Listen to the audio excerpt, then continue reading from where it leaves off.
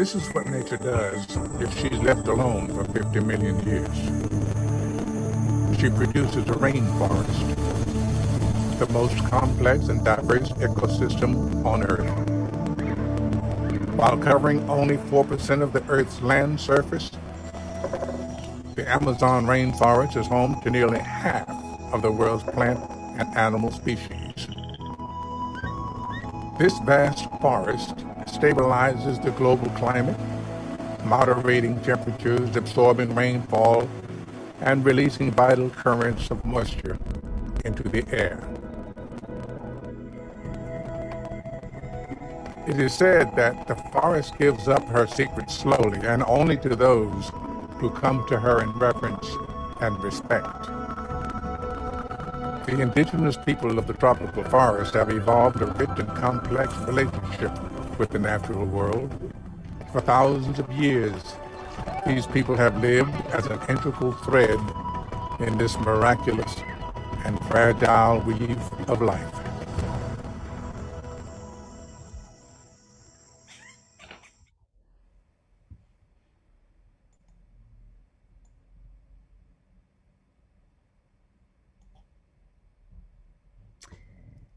Good morning, good afternoon, and thank you all so much for joining us for this historic day, this historic gathering, the Amazon Climate Forum. My name is Leila Salazar Lopez, and I am honored to be one of your co-hosts today. I'm the executive director of Amazon Watch, and for the last 25 years, we've worked to protect and defend the Amazon and our climate in solidarity with Indigenous peoples. Allow me to introduce to you my co-moderator, Marcelo Furtado, board member of Conectas Human Rights. Hola, Marcelo. Leila, tudo bem? Thank you so much. I'm very happy to be here. And it was great to hear this introduction video with Morgan reminding us that Amazonia is urban, is technology, is culture, is science, it's nature, and it's indigenous. And Amazonia is one. So I hope we get a lot of people here today engaged to help us move this agenda forward and change the reality here. Obrigada, Marcelo. We'll be hearing a little bit more from, a lot more from Marcelo in just a moment.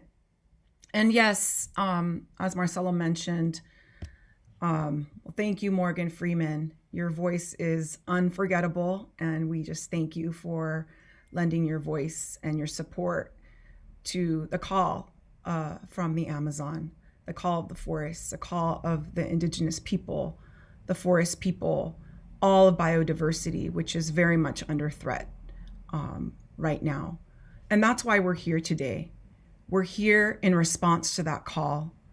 We're here to connect the North and the South, all of us who care deeply about the Amazon rainforest, human rights, and our future.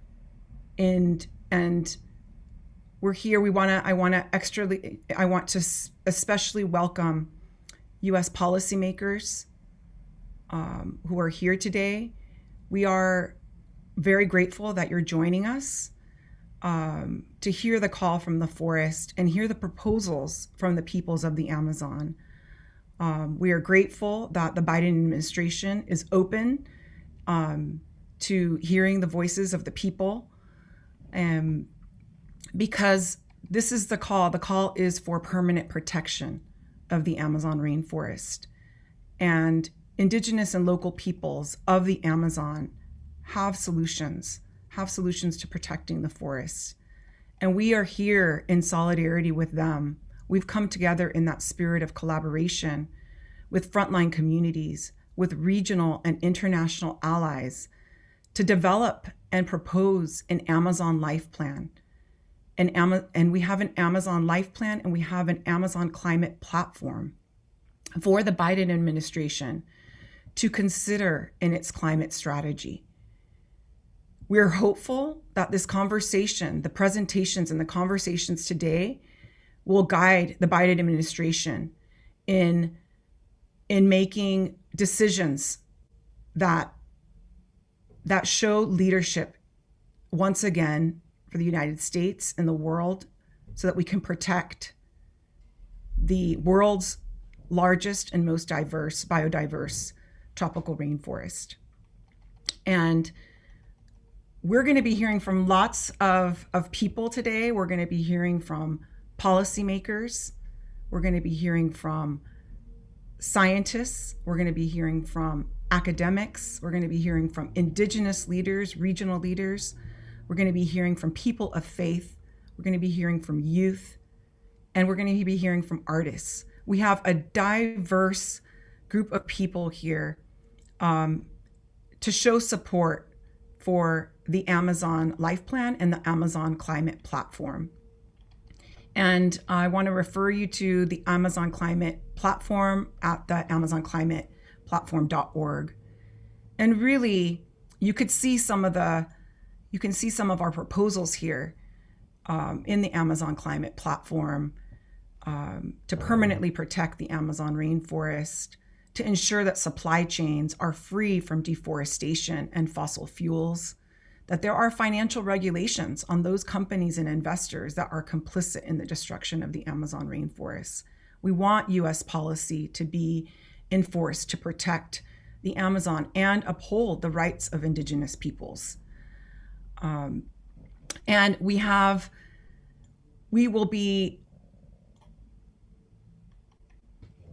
goals for this forum.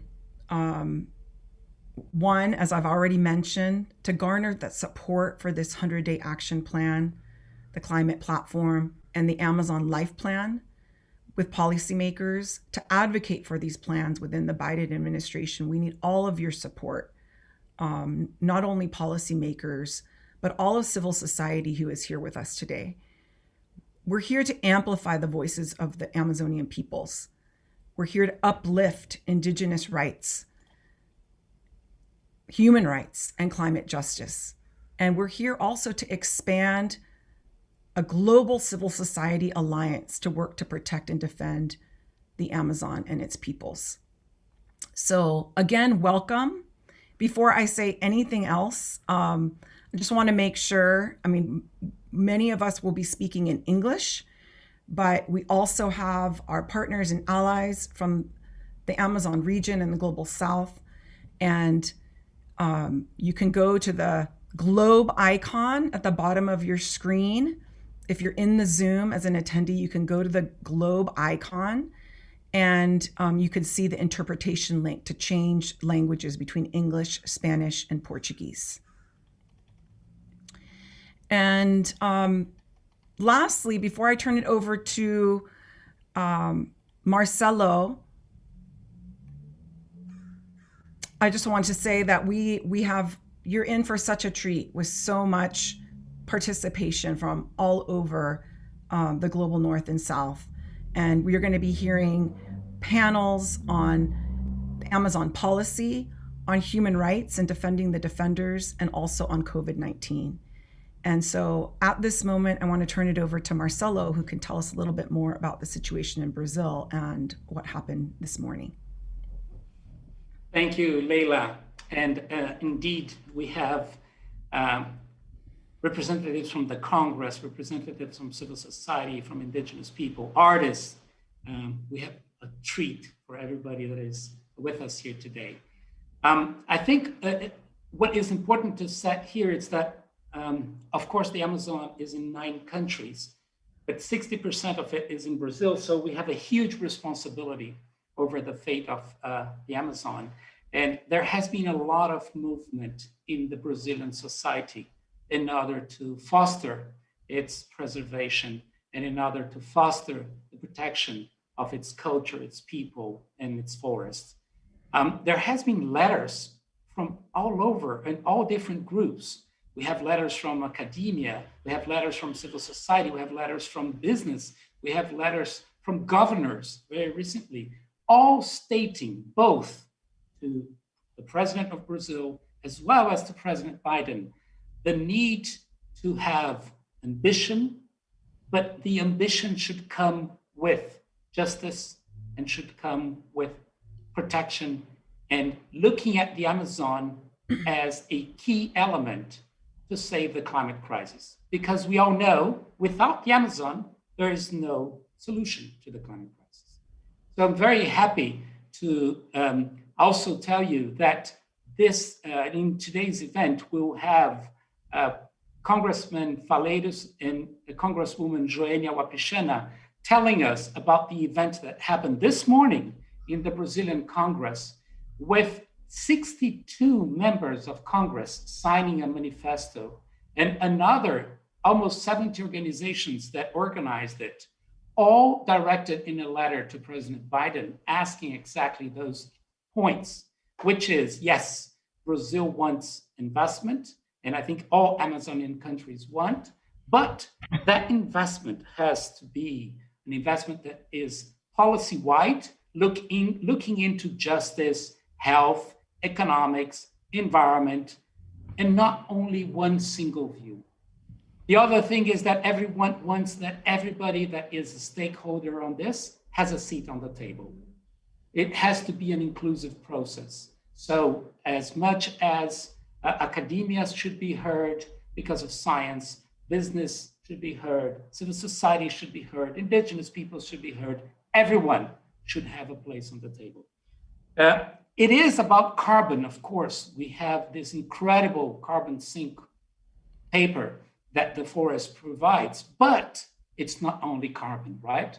We also have to talk about climate justice, and we also have to talk about nature and nature services. Finally, I think it's important to say that any country that wants to receive investments should demonstrate the ability to show concrete action. And I think that's where the payment after performance comes in so importantly. So there will be a lot of conversation here. We're very thankful for this forum, for the audience, and for the openness and the bridge between what's happening in Brazil and in the Amazon region with what's happening in the US, and particularly the very important climate summit happening at the April 22nd and 23rd.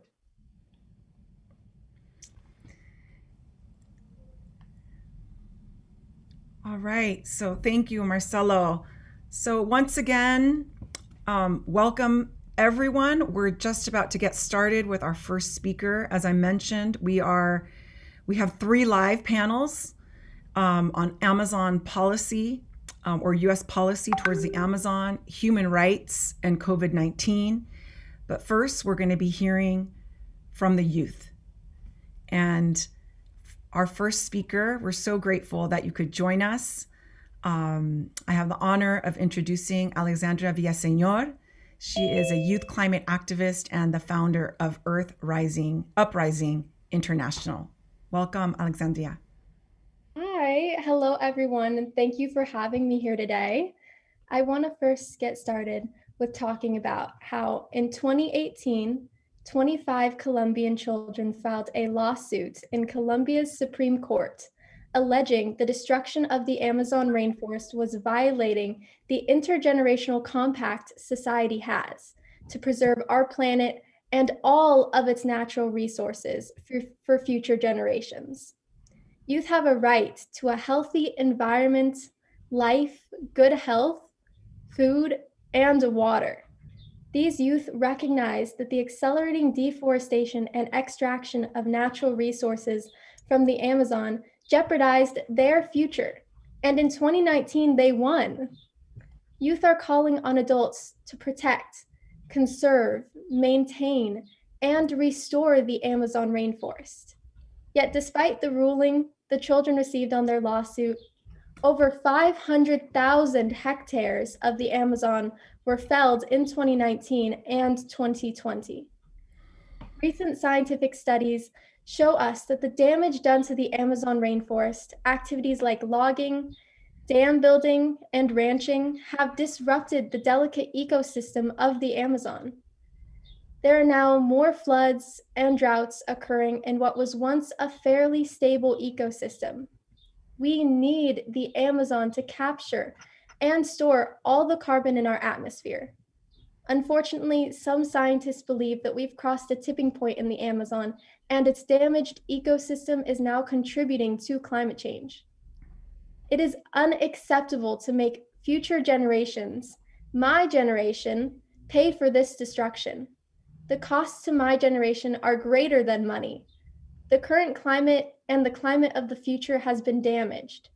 Biodiversity and ecosystems have been lost. Youth have lost their lives and livelihoods because they've all been traded away for the profits of a few. However, in the face of all of this hardship, I believe that there is hope. It's obvious we're at a critical point in history where we can make a different choice and act differently to support future generations. We can end deforestation, protect wildlife, and stop resource extraction before the danger to us becomes even greater than it already is.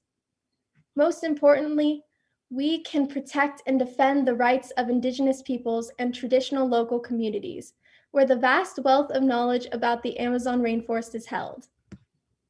Our futures depend on each other. Humanity and the planet are on a precipice.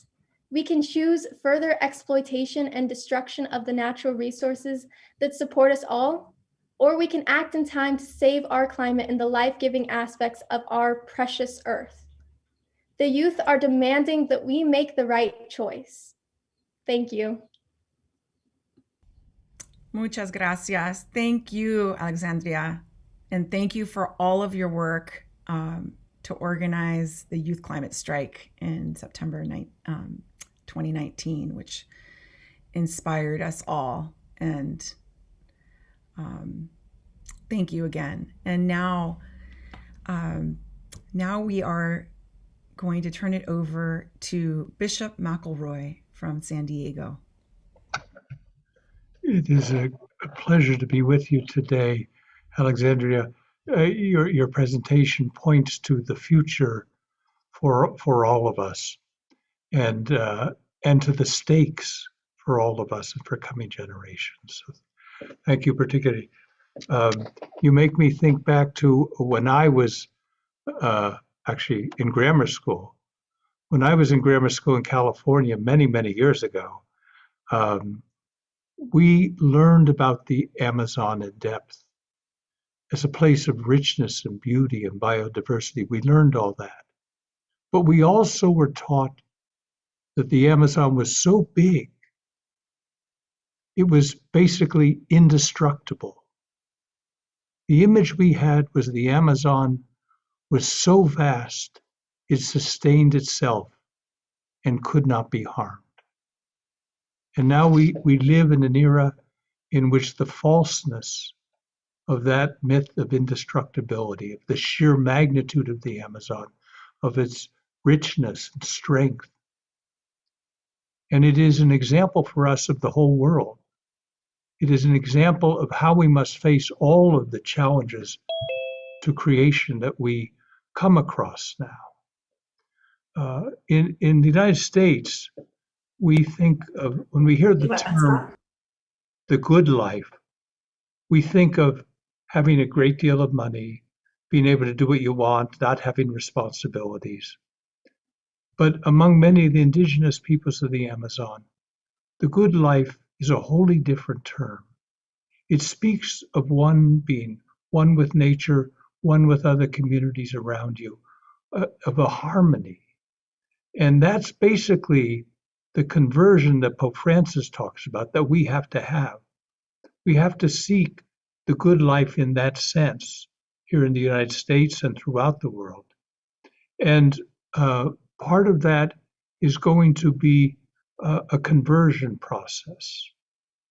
And the religious communities and the cultural communities of the Amazon and in the United States have a joint and awesome responsibility to help with the conversion of the people, particularly here where I'm in the United States, to get rid of the disinformation, especially propounded by the extractive industries, and how that has clouded the reality about the Amazon and, in fact, about climate in general.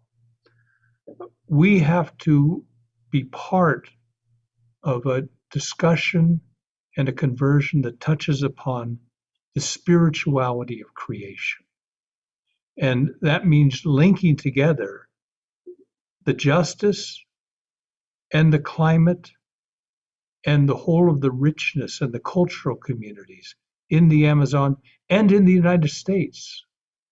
And we must have a profound sense of interconnectedness, a profound sense which tells us not globalization, but true interconnectedness, which leads us to understand, and I say this for policymakers particularly, that if we help create with the peoples of the Amazon a future in the Amazon that is strengthened by these principles, then we are serving everyone in the world and trying to recreate the creation God has given to us to sustain it and keep it going in a very healthy way.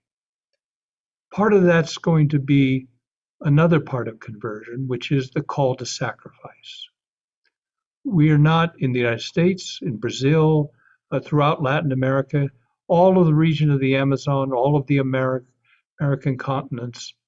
We are not going to be able to succeed without acknowledging the need to sacrifice. And that has to be part of our conversion too. We have to give up some of the things we have become used to secure our future, your future, Alexandria, and the future of coming generations, and the beauties of our planet, which, as Pope Francis calls, is our common home. And so I would ask all of the policymakers to really consider what are the implications of interconnectedness on the questions of the Amazon. It is not simply that the Amazon is such a vast warehouse to provide strength and richness and fertility and biodiversity for the future of our planet. It is also that the culture and the peoples of the Amazons provide a perspective we need to understand, because many elements of that perspective of culture and faith and spirituality are going to be the pathway that we have to travel in the United States if we are truly to serve and maintain and recreate our common home that God has given to us, that we have so shamefully defaced. Thank you. Thank you, Bishop McElroy, for your words of wisdom.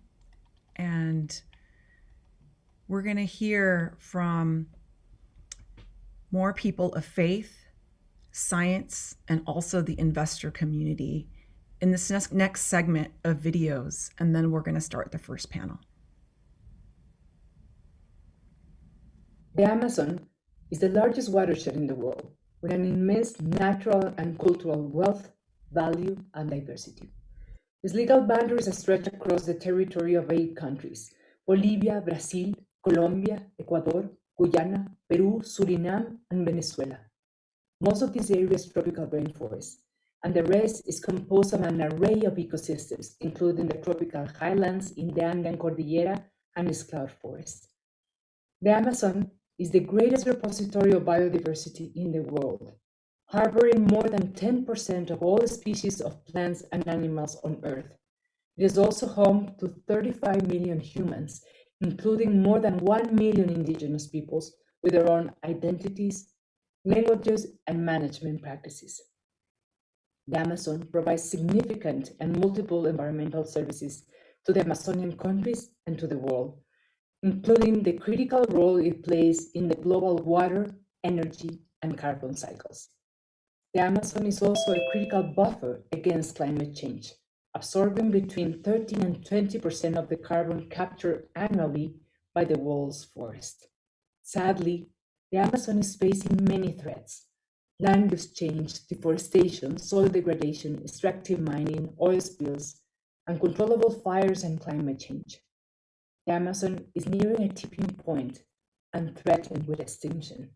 This agony poses a dramatic threat to human well-being, not just in the Amazon, but in the whole world.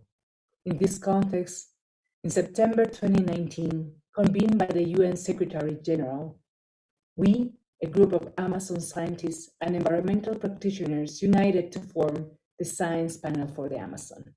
The main goal of this panel is to provide a comprehensive, objective, open, and transparent platform to systematize information for a rigorous scientific assessment of the state of the Amazon ecosystems, propose solutions to reach sustainability, and provide a vision for the improvements of well-being of the Amazon inhabitants. Based on this information, the panel is creating a scientific report that examines trends and implications for long-term well-being of the region. Initially, we started with 60 Amazon scientists, and currently we are more than 200 scientists, practitioners, and local leaders working on the report, and more than 100 reviewers. We're extremely proud of this effort, and we hope that the initiative and the report will reach a diverse audience, including policymakers, government agencies, strategic leaders, especially within the Amazon, but also from other regions. The prospect of the Biden administration contributing to this initiative to protect the Amazon is extremely encouraging. We applaud this effort, and we offer our support and all the information that we have assembled and analyzed as a group. For this support to be meaningful, we need for the problems of the Amazon to be analyzed and dealt with from a local, regional, and global perspective. No one country can save the Amazon by itself. We need transnational agreements and international cooperation to protect, preserve, and manage this biome, its ecological functions, and ecosystem services for our existence and that of future generations. We, members of the Science Panel for the Amazon, appeal to the reason and conscience of humankind. The Amazon is at grave risk of destruction, and with it, the well-being of our generation and the generations to come.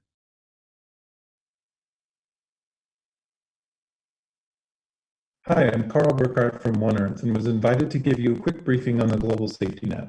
I was one of the co-authors on the paper published last year in Science Advances. The Global Safety Net was the first peer-reviewed paper that documents the full spatial extent of all remaining natural lands that play an important role in biodiversity and carbon storage.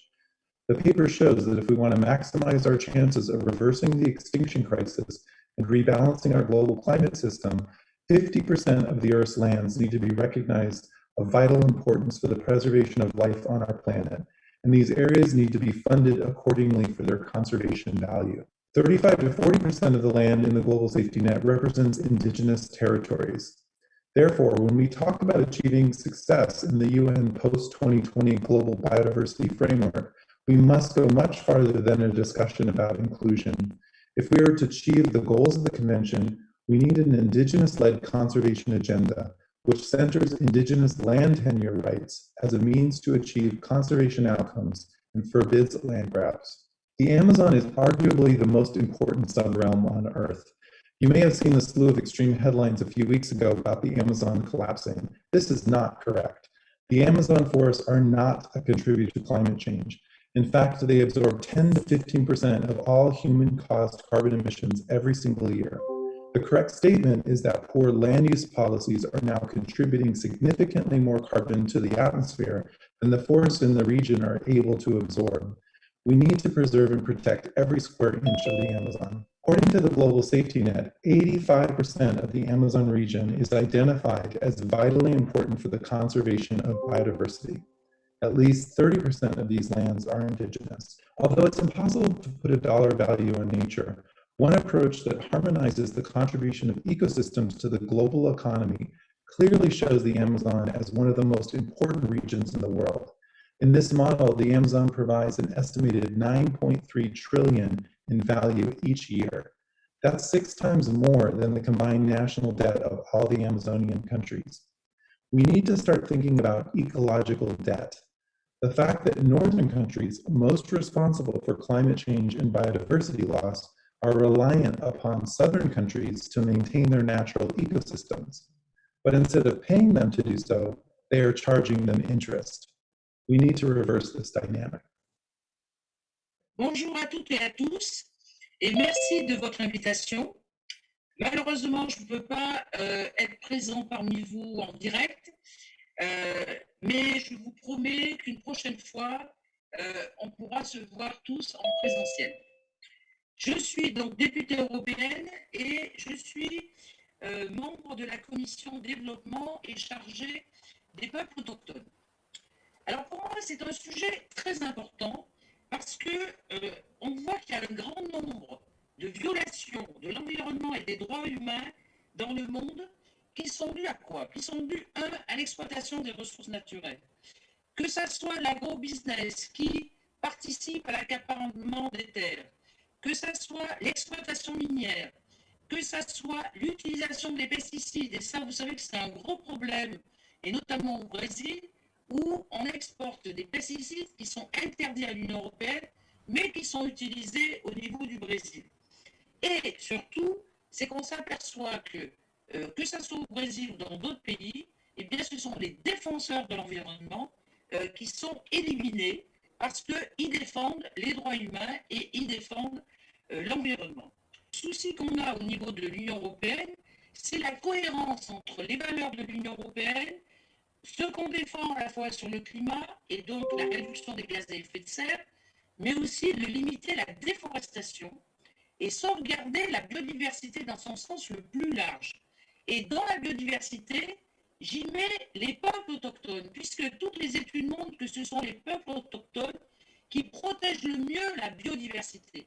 Et donc, il faut absolument les intégrer dans la politique européenne. Or, à l'heure actuelle, on voit qu'ils sont agressés à tous les niveaux. D'une part, ils sont agressés parce qu'il y a des désastres environnementaux qui sont dus à ce que je vous ai dit tout à l'heure, mais aussi il y a la pandémie du Covid et ils ont en quelque sorte une double peine. C'est pour ça que j'avais saisi le commissaire qui est chargé de l'aide humanitaire, M. Lenarchiche, pour qu'il apporte une aide d'urgence pour aider ces communautés à vivre. Et notamment, une somme de 900 000 euros a été dégagée et a aidé à la fois les communautés du Brésil, du Pérou et de la Colombie. Mais ceci, ça a été une aide d'urgence, mais ce n'est pas la solution miracle. La solution, c'est de s'attaquer à la source du problème. Et pour s'attaquer à la source du problème, il y a une autre chose où l'Europe est responsable, c'est les accords de libre-échange. On ne peut pas accepter à l'heure actuelle les accords qui lient l'Union européenne et le Mercosur. Pourquoi? Parce que dans ces accords-là, il y aura pratiquement plus de droits de douane au niveau des produits agricoles. Et ça va entraîner justement, que ce soit sur les produits agricoles, les céréales, mais que ce soit aussi sur la viande, il va y avoir une déforestation encore plus importante, un accaparement des terres de façon encore plus importante, et une utilisation à la fois des OGM et aussi des pesticides qui sont en train de tuer les agriculteurs et même les communautés à petit feu. Donc, il faut refuser, et nous, on fait tout au niveau du Parlement européen pour qu'on ne ratifie pas cet accord entre l'Union européenne et le Mercosur. Il en va, si vous voulez, à la fois de la survie des gens, de la sauvegarde de la biodiversité et de l'avenir de la planète. Donc on fera tout au niveau du Parlement européen pour faire en sorte à ce que les droits fondamentaux des peuples autochtones, que la responsabilité des entreprises, qu'elles soient européennes ou qu'elles soient internationales, puissent être sanctionnées si elles attaquent le moindre des cheveux des peuples autochtones. Et donc on fera tout pour justement qu'il y ait une cohérence dans notre politique et qu'on soit tous solidaires pour à la fois défendre la biodiversité, mais aussi la planète. Merci et bonne réunion. Hello, everybody. What a nice day it is. My name is Jonah Whitcamper. I lead the Amazon Investor Coalition. We're online at amazoninvestor.org. We are a network of investors, donors, and allies that want to advance forest-friendly economic development and the rule of law across the Amazon region of South America in partnership with local stakeholders. President Biden, we believe that the forest is worth more alive and standing than cut and burned. The financial products, however, that reflect such wisdom did not exist until recently. Please develop a relationship with Brazil that catalyzes local wealth creation in the Amazon region by facilitating a transition from cattle to agroforestry. Cattle can earn farmers $250 per hectare per year, while cocoa can earn $2,000, acai $3,000, rubber $3,500. These new forest gardens will restore transpiration rates and avert droughts caused by the Amazon deforestation tipping point. Policies, however, that favor cattle expansion in low employment scenarios increase inequality and limit bottom of the pyramid types of wealth creation that agroforestry offers. Please help scale strategies in the US and around the world that support payments for ecosystem services to foster the development of new conservation finance strategies in Brazil that help local populations value natural resource sustainability over alternatives. Also, a fundamental point of the process is land regularization and permanent protection reserves. With land tenure insecurity, squatters and farmers are both motivated towards deforestation. Property rights secure investment and incentivize the kinds of long-term planning that agroforestry requires. But land regularization without pressure for permanent protection reserves can have unintended consequences and harm frontier forests. Finally, President Biden, just as you supported consensus building in the US, support the same for Brazil. For only as a community with united vision can they overcome the divisions that have come before them. Thank you.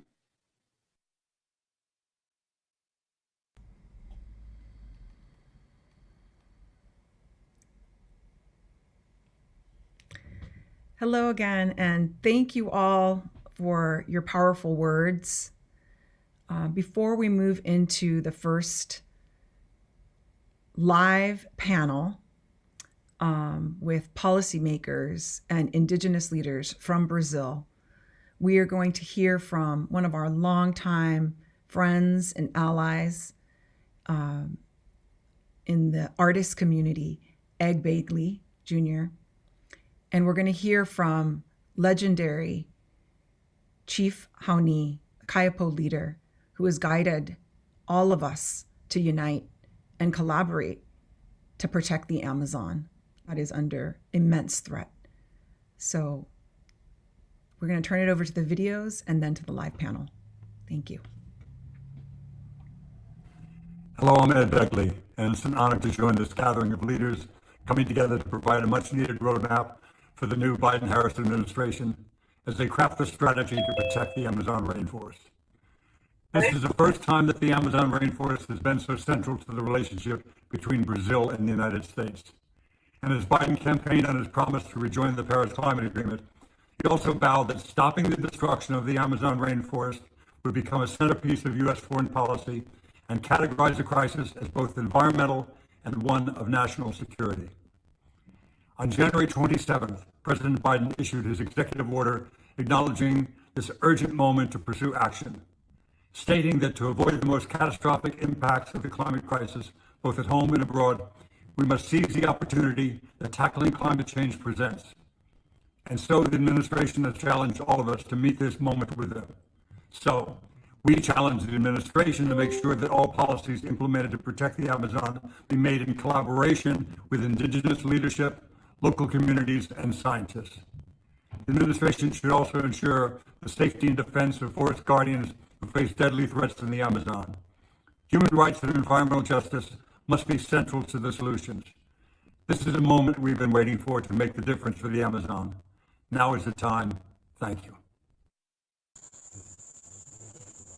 Madam Bede Julu, Akayikira, Ikamemba, and Bamuya Puruti, Marotet,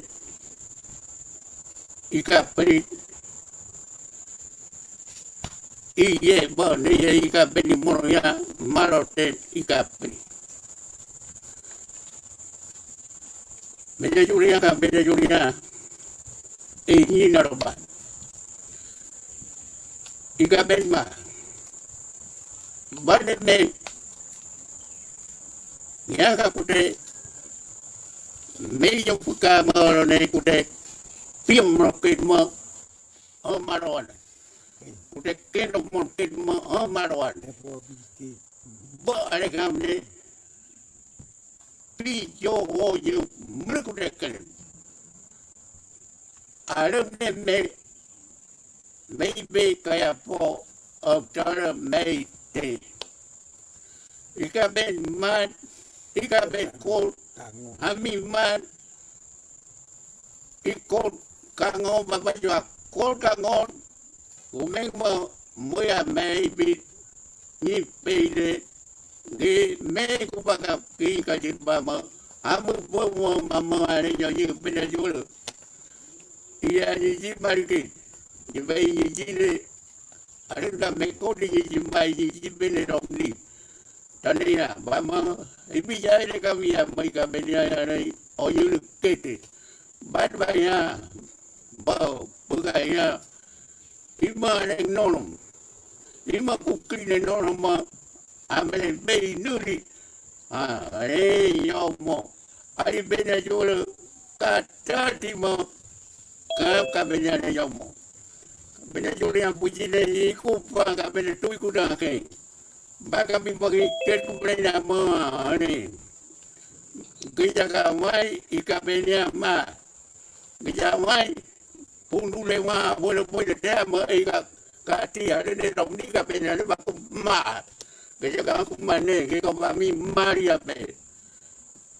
Demi jumpa meng mamnit Minha buka meng mamnit vai ma ke kumai ke ngo are no ka ekit ke bare kam mana ita jua mahamana ka jid ba ma ika ben yani ika ben yani kube me kinja me umari mejo ya jumada me buka me ba kumai guli kati Bye ma me kute pi kora mulai magi ke me kute ken kadalo bai magi ke kumne ada ne me boya me buam kuning kota diam ke jame wai te me ya buka kare me boya o pi o mol ken o mo ya bi ne baya mana baru mammo ika me dia bicara na bubo ayo tu baik ni ika peli waka ia me o muy kranti rai mai ne kin ia ka do me rai mai ne kin baka ika peli rai ne tai ka peli no mo tai ka peli na mo ika peli ale mari ne iu mari ja ko bu baya me ka ju ami mari mo ba mo ne yo ni tane ya bi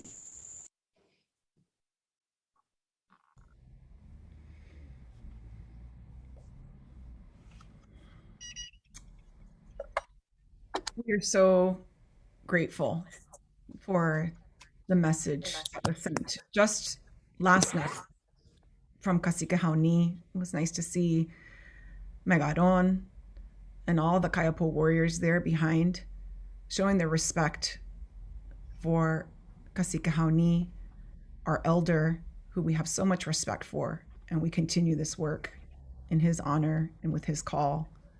And there's been a lot of death, as he mentioned, that we're going to hear about in the COVID panel. A lot of sickness caused by COVID and other threats in the Amazon. And that's why we're starting off the panel now with talking about US policy for the Amazon. I think Marcelo and I are going to be co-hosting this section, this live panel.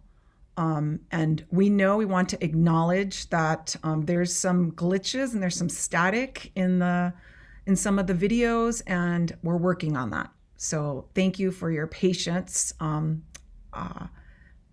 heard the static, but I heard Kasikahauni's voice and power even more. So I hope that you did as well.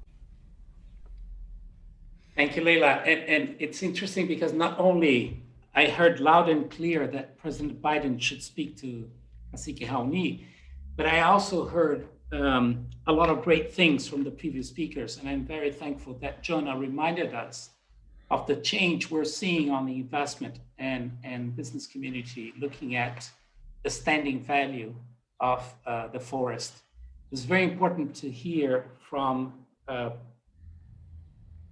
faith that we have this important interconnection to nurture. And I think it's equally important to recognize that we have this interfaith, rainforest interfaith movement going on with 25 denominations. And in Brazil alone, Fé no Clima, we have among those denominations, the African descent denominations, all working together for a standing forest and for climate solutions. So this shows a big united front to make sure that we can accomplish what we have here today. I know that our friend Randy Hayes asked us, where is the specifics, there are specific proposals? And I would like to remind people to go to the website where you can find it in the climateactionplatform.org, because there are much more issues in detail there. But for this panel here, we're very glad to have representatives also from the Brazilian Congress. And while we're talking a lot about Brazil here today, I think it's important to remind people that all things that were said here are Amazon-wide. When Noah spoke about the cocoa and the importance of the economics of the forest, we have incredible agroforestry projects, and we have incredible cocoa projects being developed all over Colombia, Peru, Ecuador. In fact, during this Christmas, I had the pleasure of eating chocolate from the Yanomami cocoa, where Demenges is producing it. So I'm very happy to recognize that we have a lot of change, we have a lot of solutions, and we have a lot of opportunities that are going on. But today in this panel, we're going to have Deputado talking to us, Deputado Faleiros. We're going to have Deputada Joênia. We're going to have Sonia. And this whole conversation is actually spread a lot about a letter that was issued by the work that both Deputado Faleiros and Deputada Joênia were spearheading this morning. And the letter ends with, "We want a plural, diverse, and inclusive country where all forms of life are valued and respected." So with that in mind, I would like to start by introducing Deputado Ayrton Faleiro to give us a brief recap of what happened in Brazil today and how he sees this moving forward. Obrigado, Marcelo, obrigado, Leila. Obrigado pelo convite também. Quero cumprimentar os congressistas norte-americanos, congressistas brasileiros, e nada melhor do que fazer isso em nome da Joênia, nossa deputada indígena. Cumprimentar todas as organizações da sociedade civil, norte-americanas e brasileiras, que participam desse momento, e os nossos artistas, que dão voz, que dão imagem para essa causa tão nobre, que é a defesa da Amazônia e dos povos da Amazônia. Eu vou começar a falar de que nós tivemos um grande evento hoje pela manhã e agora continuamos com um grande evento até maior pela parte da tarde. Um evento que, além de ter uma participação expressiva, né, coordenada aí pelo Fórum em Defesa da Amazônia, que tanto a Sônia como a Joênia fazem parte, que não só pelo grau de participação, mas pelas resoluções tiradas nesse evento, tanto de uma carta como de um manifesto,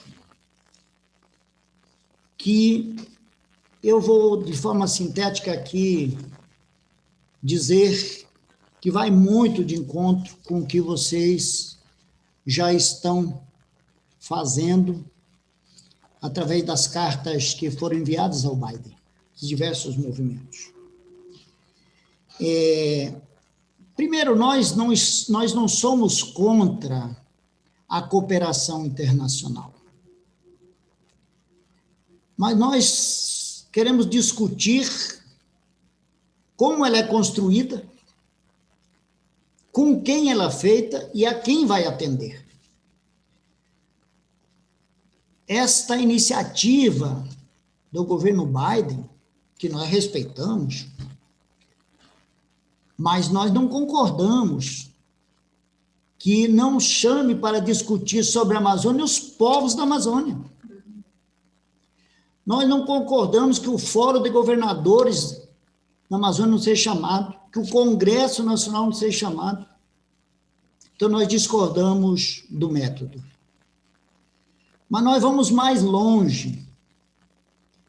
Nós já dissemos, e vamos repetir, que o mundo democrático aplaudiu a vitória do Biden sobre o Trump, que é o Bolsonaro de vocês aí dos Estados Unidos. Penso igual, age igual. E ele derrotou esse pensamento politicamente.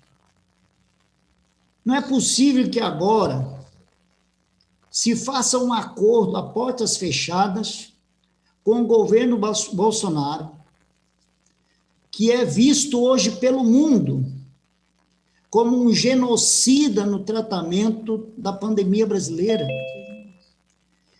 que é visto hoje como quem ataca a legislação ambientalista no Congresso brasileiro,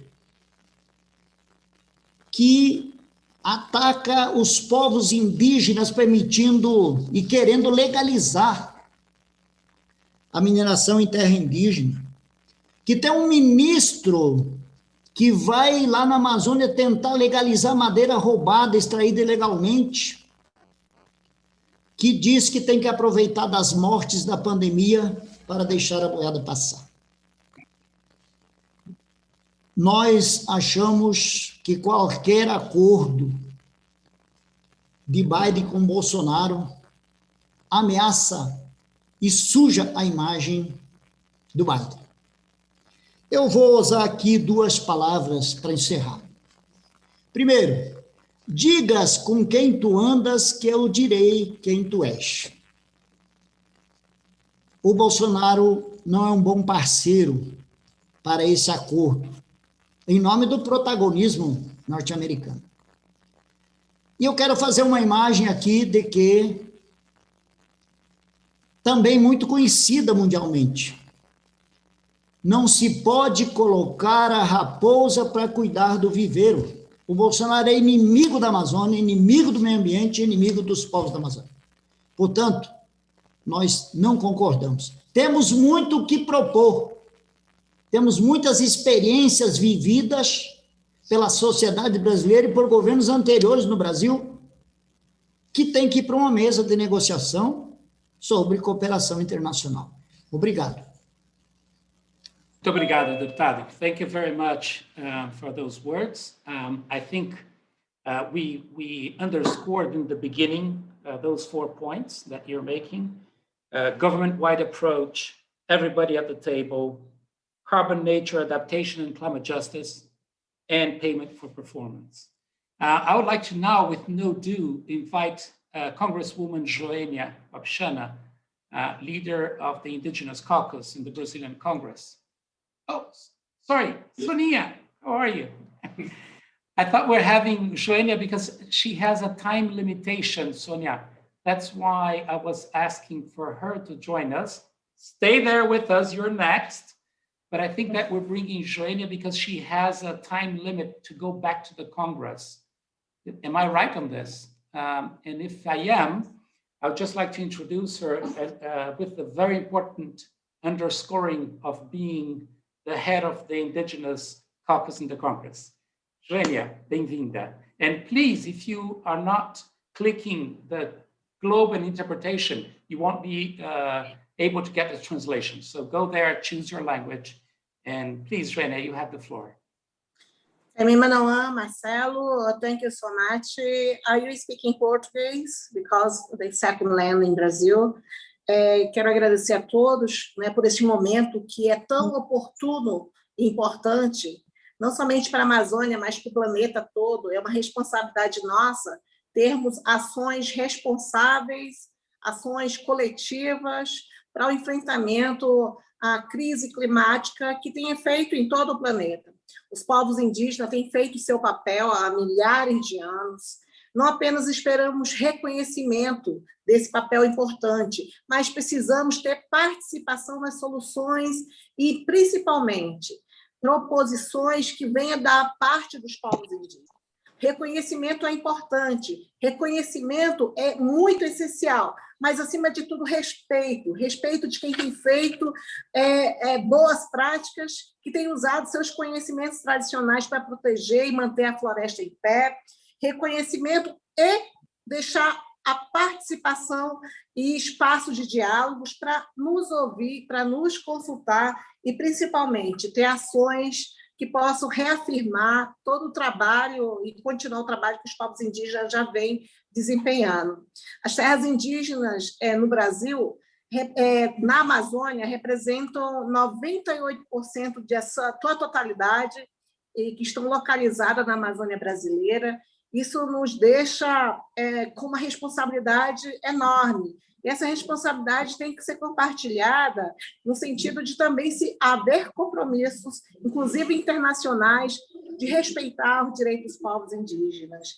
Nós temos visto ações eficientes por lado dos povos indígenas, não somente com a sua boa prática, o seu compromisso que já vem de berço, a partir do nascimento da liderança, do nascimento dos jovens, mulheres que trazem na responsabilidade do manejo sustentável dos recursos naturais, seja ele da água, seja ele da biodiversidade. Queremos aqui, novamente, colocar como protagonistas. E, no segundo momento, eu gostaria aqui de me manifestar em relação a tudo que nós estamos passando hoje, o enfrentamento de uma política negacionista que vem por parte de um governo que foi eleito com propostas antiambientais, anti-direitos indígenas, anti-direitos humanos. É o governo Bolsonaro. Isso não é uma surpresa, isso não é uma questão simplesmente ideológica, são fatos concretos que vimos acontecer todos os dias. Inclusive hoje, no noticiário nacional, se coloca como uma afronta a uma investigação que a Polícia Federal diagnosticou e estava investigando na Amazônia em relação ao desmatamento, e o próprio ministro do Meio Ambiente tentou jogar um balde de água fria para que essa investigação não se avançasse. Então, são dados que nós vimos, e é todo público, não é uma questão fechada, mas que nós estamos vendo uma responsabilidade de quem está no poder hoje, a autoridade, e que tem essa responsabilidade de fazer o enfrentamento. Então, eu queria aqui dizer que é muito importante a comunidade internacional, ela precisa trabalhar mais para incorporar os conhecimentos indígenas à solução climática e florestais, mas isso também visa a incluir, combater também a violência que os próprios guardiões da floresta têm enfrentado, a questão que aumentou drasticamente nesses últimos anos. Nós vemos aqui que, por outro lado, se soma ao investimento de combater programas de conservação florestal, de proteção aos guardiões da floresta. E cabe aqui dizer que a ONU recentemente reconheceu os povos indígenas como os verdadeiros e os melhores guardiões da floresta.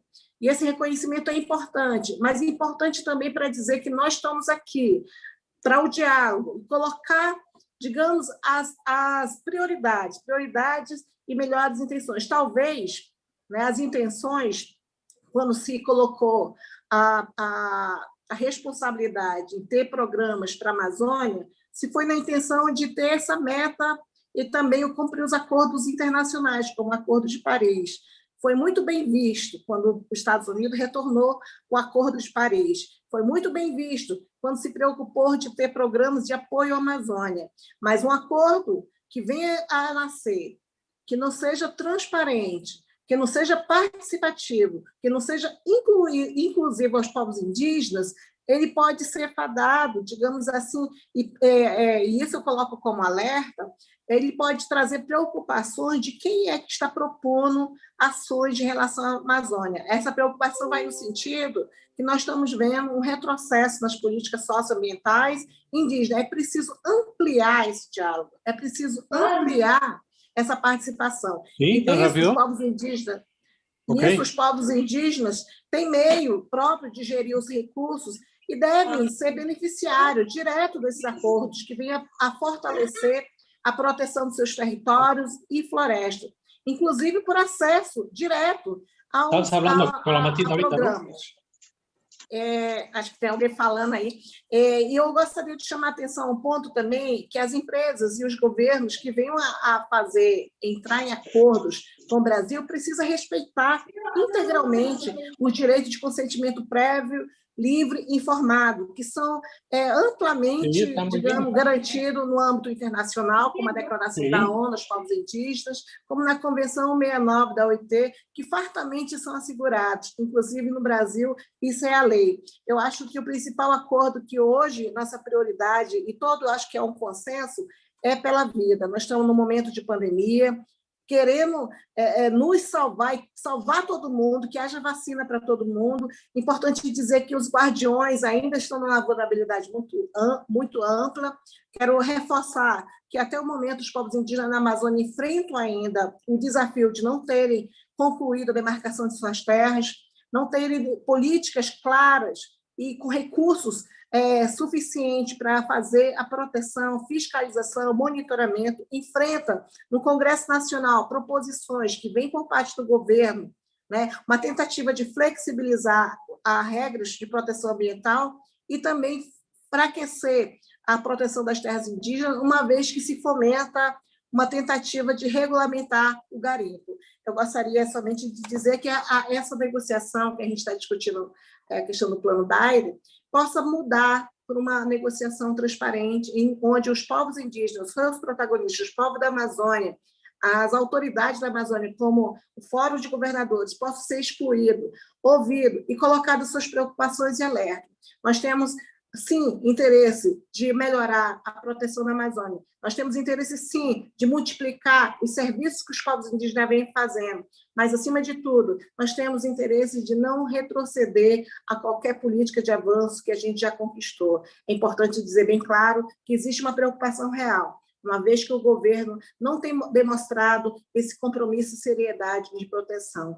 Fazer compromisso somente em metas futuras e não reconhecer que existe uma situação de vulnerabilidade na Amazônia é um péssimo passo a ser dado no acordo. Eu acredito que precisa ser mudado esse comportamento. A gente acredita que tem muito a se avançar. A responsabilidade tem que ser compartilhada e, acima de tudo, respeitar os povos que querem falar e se propõem a sentar numa mesa e apresentar suas ideias como solução.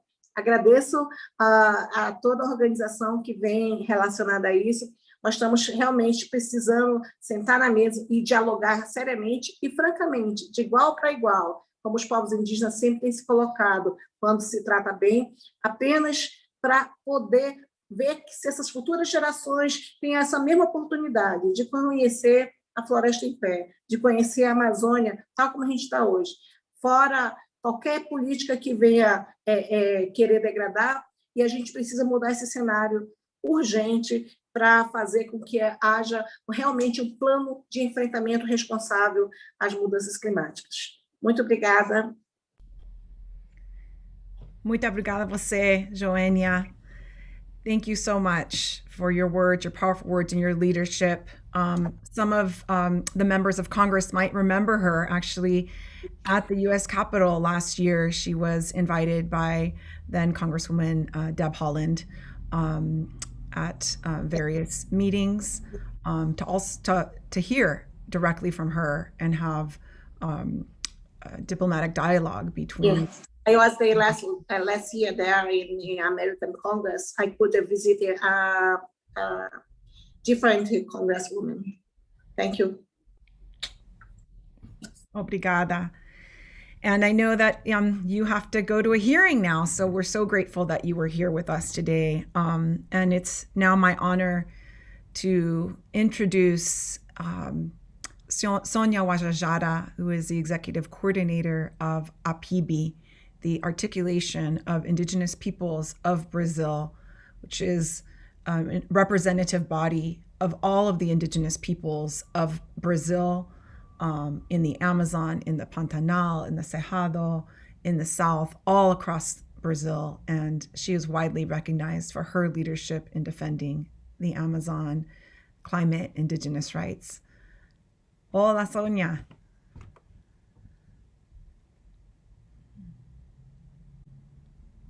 Está en silencio.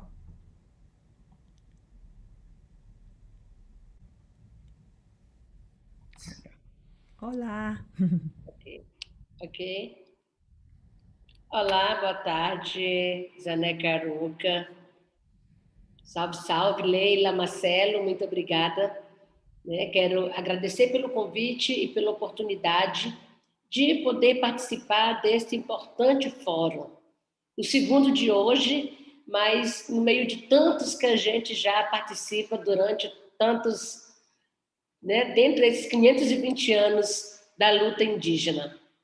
Eu gostaria de começar a minha fala dizendo que nós, povos indígenas do Brasil, saudamos essa colaboração internacional para proteger a Amazônia. Nós acreditamos na importância da solidariedade internacional, porque o Brasil passa por uma crise institucional profunda. Vivemos o aparelhamento das instituições de controle, segurança pública e defesa. Assistimos ao desmonte das legislações ambientais e sofremos com os ataques à democracia e aos direitos humanos. O governo do presidente Jair Bolsonaro tem avançado como um trator a sua agenda declaradamente racista, anti-indigenista e antiambiental. Os resultados de sua administração podem ser facilmente vistos nos mais de 360 mil mortos pela Covid-19, no aumento da violência e do número de indígenas assassinados e de outras populações, de outros defensores e defensoras do meio ambiente que lutam em defesa da terra. Não é à toa que inúmeras organizações e juristas do Brasil e do mundo inteiro têm denunciado o presidente Bolsonaro contra crimes de genocídio e ecocídio. De agosto de 2019 a julho de 2020, 11 mil quilômetros quadrados da floresta foram destruídos no Brasil, uma área que tem 5 vezes o tamanho da cidade de São Paulo. Essa foi a maior devastação dos últimos 10 anos e o mês passado, mês de março, foi apontado pelo próprio Instituto de Pesquisas Espaciais como o março recorde de desmatamento desde 2015. Sabemos que não há como avançar no combate às mudanças climáticas sem garantir a proteção da Amazônia. E por tudo isso, a defesa dessa floresta é uma questão urgente, uma crise humanitária que depende cada vez mais de uma ampla participação dos governos estaduais, das empresas e da sociedade civil internacional. Estudos e pesquisas científicas têm afirmado o que nós indígenas já sabemos e já alertamos há séculos, há milhares de anos. Os povos indígenas e comunidades tradicionais têm papel fundamental e estratégico para a preservação das florestas. Vivemos junto dela há milênios. O próprio Acordo de Paris, da Conferência do Clima, a própria Declaração de Nova York pelas defesas tropicais já reconhecem esse conhecimento tradicional como uma das últimas alternativas, aliada ao conhecimento científico, né, as últimas alternativas para conter as mudanças climáticas. E não é razoável esperar que as soluções para a Amazônia e nossos povos venham de negociações feitas ouvindo apenas o seu pior inimigo. Qualquer projeto para ajudar o Brasil deve ser construído a partir de diálogo com a sociedade. With its worst enemy, you know? We should have the participation of universities, national, international government agencies, and environmental agencies, and we, indigenous people, because we are the forest, and we have always known how to protect it with all its wealth that it has. Because for us, the land, the earth, is the body and the spirit. In this sense, it is important that the world is knowing now that there is a draft law that was prepared by Jair Bolsonaro when he was still a congressman that proposes the creation of a special militia for the Amazon, formed by military police. We do not believe in any solution for the protection of the forest that comes from a parallel military power. That would weaken even more the environmental agencies that have experienced technicians that have always worked very well. We want to warn the government of the United States that the Ministry of the Environment, Ricardo Salles, is expecting to receive money from the American taxpayer to invest in this militia. They have tried a similar strategy by sending military personnel to the Amazon in a campaign that cost thousands of reais and didn't give any result. The United States should assume its role in the climate agenda and give the example to other countries. But that starts by taking a firm stand, not accepting politicians who are not in tune with this agenda. We should also involve the civil society in this process. And we should also put pressure on the Bolsonaro government so that the environment can be protected, as well as the democracy. We are not the only one who need to live in this planet. We live in it along millions of other species. The lack of respect for these other forms of life, the intense deforestation that has always been done for a short-term economy gain has a devastating effect on our future. Destroying the forest to replace it by a polluting agriculture, that is something that can cause huge transformations and including epidemics. The development model that has been employed in the Amazon region has cost many lives. The future of we humans and all the other species depends on our action now, today.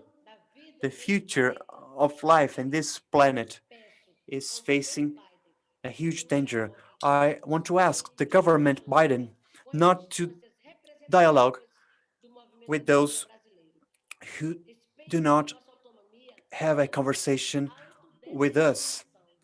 Respect our autonomy and our self-determination. We do not want to be seen as primitive or poor people. We want to be appreciated as the power that we have. We are the ones who ensure the forest standing, clean water and food for millions of people. We should be respected. And this is a duty all the humanity has. This is why we are making this call. Join us in this cause. This is an emergency. Thank you very much.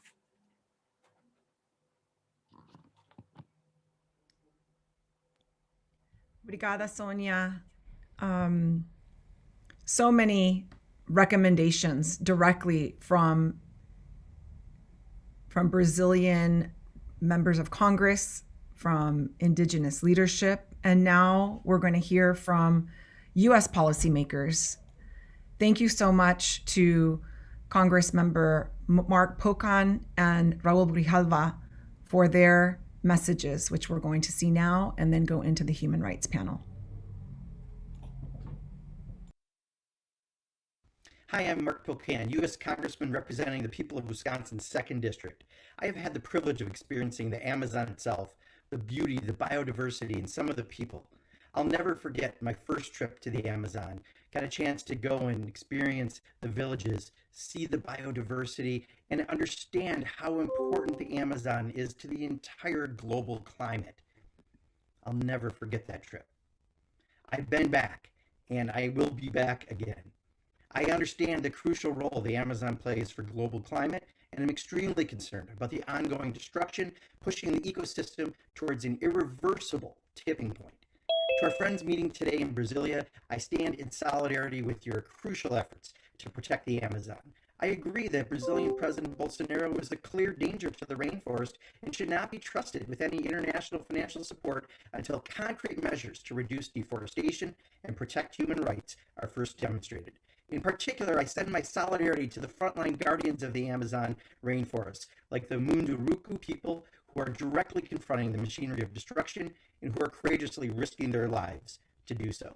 To the U.S. policymakers who are joining the Amazon Climate Forum this afternoon, we need to step up our efforts to support the grassroots communities and social movements that are crucial to the Amazon's survival. One, we must center their voices in proposals and policy conversations about how to best protect the Amazon. And two, we must join other international allies to mobilize diplomatic pressure when local defenders are the targets of persecution or assassinations. I look forward to working with you all in a collective effort to protect one of the world's natural wonders. To all of you, thank you for participating today. We will protect the Amazon, the biodiversity, the people, and the vast need for this entire planet to survive. Thank you.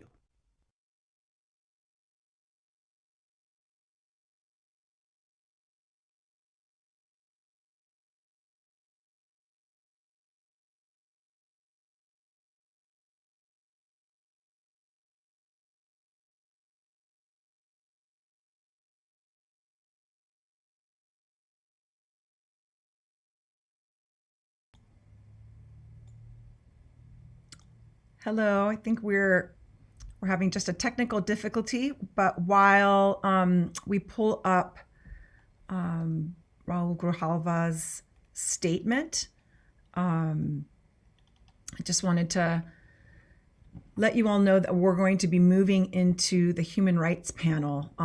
For those of you who joined us a little late or later, welcome to the Amazon Climate Forum, where you're hearing from indigenous leaders, regional leaders from the Amazon, policymakers from the North and South, activists, academics, scientists, youth leaders, and artists. And we're going to soon be hearing from Rosario Dawson, so hold tight. And we're also going to be moving into the human rights panel, and following the human rights panel, we're going to be having a panel on COVID-19 in the Amazon. We are running a few minutes behind, so stay with us. And since we're running a little bit behind, we're not going to do a live Q&A for the first panel, and we'll see about that for the following panels. But if you have any questions, please send them in the chat. And we will do our best to answer those in the written chat or live if we have time. You all have heard over this last hour about the threats to the Amazon and climate, the threats to the Amazon by development policies that promote extraction and development, such as agribusiness expansion, mining, oil exploration, dam building, deforestation, etc. And the number one protector, the number one defense against that destruction are indigenous guardians, are forest peoples. In fact, a recent report by the FAO showed that that the best protected forests on the planet are those that are in indigenous stewardship. Yet it's indigenous people and forest peoples who are defending and guarding and stewarding the forests that we all need to avoid climate chaos, to ensure future survival on this planet. It is those defenders, it is those guardians that are under attack. And unfortunately, these human rights defenders, in particular in Brazil and Colombia, these are some of the most dangerous places to be an earth defender. And so that's what we're going to be talking about in this next panel. And we're going to be joined by Daniel Wilkinson from Human Rights Watch, from Bico Rodriguez from CONAC, Brazil, and Blanca Echeverri from IRI Colombia.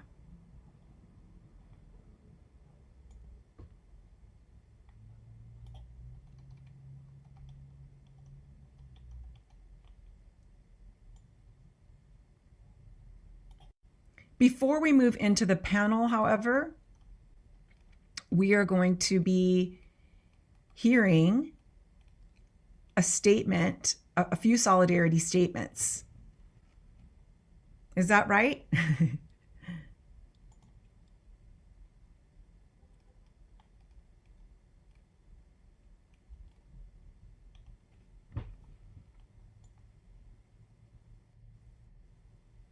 I think you're moving into the human rights panel now. Yes. Okay. So now, as I just introduced, we're starting the next panel, the human rights in the Amazon. And as I just mentioned, defending indigenous rights, defending human rights, defending the defenders is critical for protecting the Amazon. And we're talking about indigenous peoples, forest peoples, and also the allies. Allies such as people like Stephen Donziger, who is a human rights lawyer who has been under house arrest for nearly 2 years for defending the Amazon and winning a case against Chevron in the Amazon. So we're going to be talking about these topics right now. And we're going to begin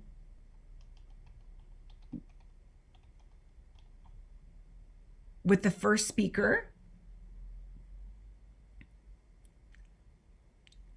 Never mind. We're going to move into the statement by Rosario Dawson.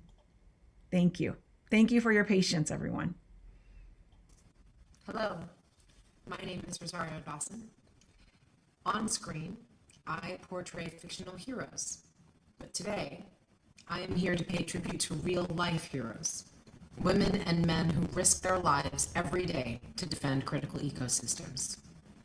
Last year alone, at least 330 human rights defenders were killed around the world, according to the organization Frontline Defenders. Of those, almost 7 out of 10 were protecting the environment, land, or indigenous rights. In the Amazon rainforest, the list of defenders who stood up to illegal loggers, land grabbers, and miners and were murdered for defending their rights grows tragically every year, with little to no accountability. Among those names is Arbildo Melendez Grandes, a community leader of the Cacataibo indigenous people of Peru. A little over 1 year ago, Arbildo was murdered following many death threats for demanding that the government issue a land title for his community. Since then, his widow Zulema Guevara has fought for justice for her husband and people. She too is receiving death threats. In Brazil, the president has publicly endorsed breaking environmental laws, and deforestation has seen a dramatic surge since his election. He has also cut funding for the protection of indigenous peoples in what the Catholic Church Missionary Indigenous Council has called a planned extermination. We cannot accept more activists on the list of martyrs for the environment. There are many courageous leaders like Zulema across the Amazon who deserve our support. I support the Amazon Climate Platform. We call for the Biden administration to increase diplomatic efforts to help protect climate activists and human rights defenders. For many defenders in the Amazon and around the world, tomorrow could be too late.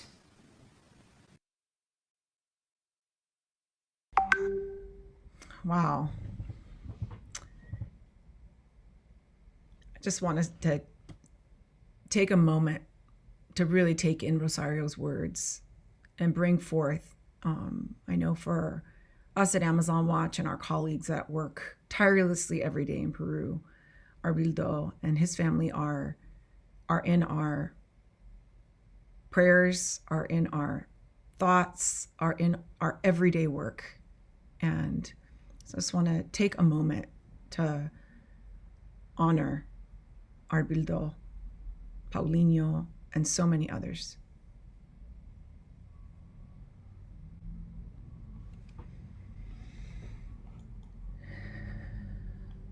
We're going to move to the panel, and I'd like to invite Daniel Wilkinson from Human Rights Watch to be our first speaker.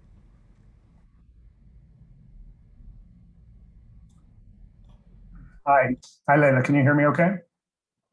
Yeah, great. Yes, we can hear you. Well, first, thank you to you and your team for the invitation and all the great work that Amazon Watch does. Also to Marcelo and Connect Us and the other panelists. I would, I guess my main message is a message that this group doesn't really need. I think it's a message that's been conveyed throughout what you've heard, and especially very dramatically just now by Rosario. But it's something that still doesn't get the attention it deserves. And that's this. The crisis in the Amazon today is an environmental crisis, but it's also a human rights crisis. And it needs to be understood as such. And it's a human rights crisis on many levels. One level is actually affects the rights of the general population in terms of the destruction in the Amazon with the fires, that go with the deforestation that produce a huge amount of smoke and pollution. We did a report last year with the two leading Brazilian research organizations, IPAM and IEPAS, that showed that more than 4 million Brazilians were breathing air for weeks that was deemed unhealthy by WHO standards. So there's this generalized problem. But then there's a very specific problem, which is the focus of this panel and much of the discussion here, which is the rights of the people who are trying to defend the rainforest.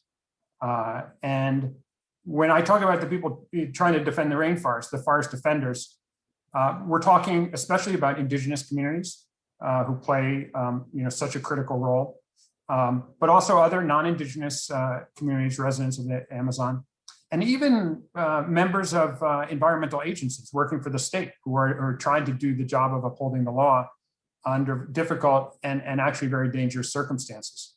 And it's dangerous because of the deforestation in these countries, and especially Brazil, which I'm going to focus on because that's what we've been working on, is being driven largely by criminal networks, by mafias that are powerful, that are dangerous, and that use violence and intimidation to target anyone who tries to stop them, who tries to uphold the law. And they're able to do this because their crimes are almost never properly investigated, and they're never held accountable.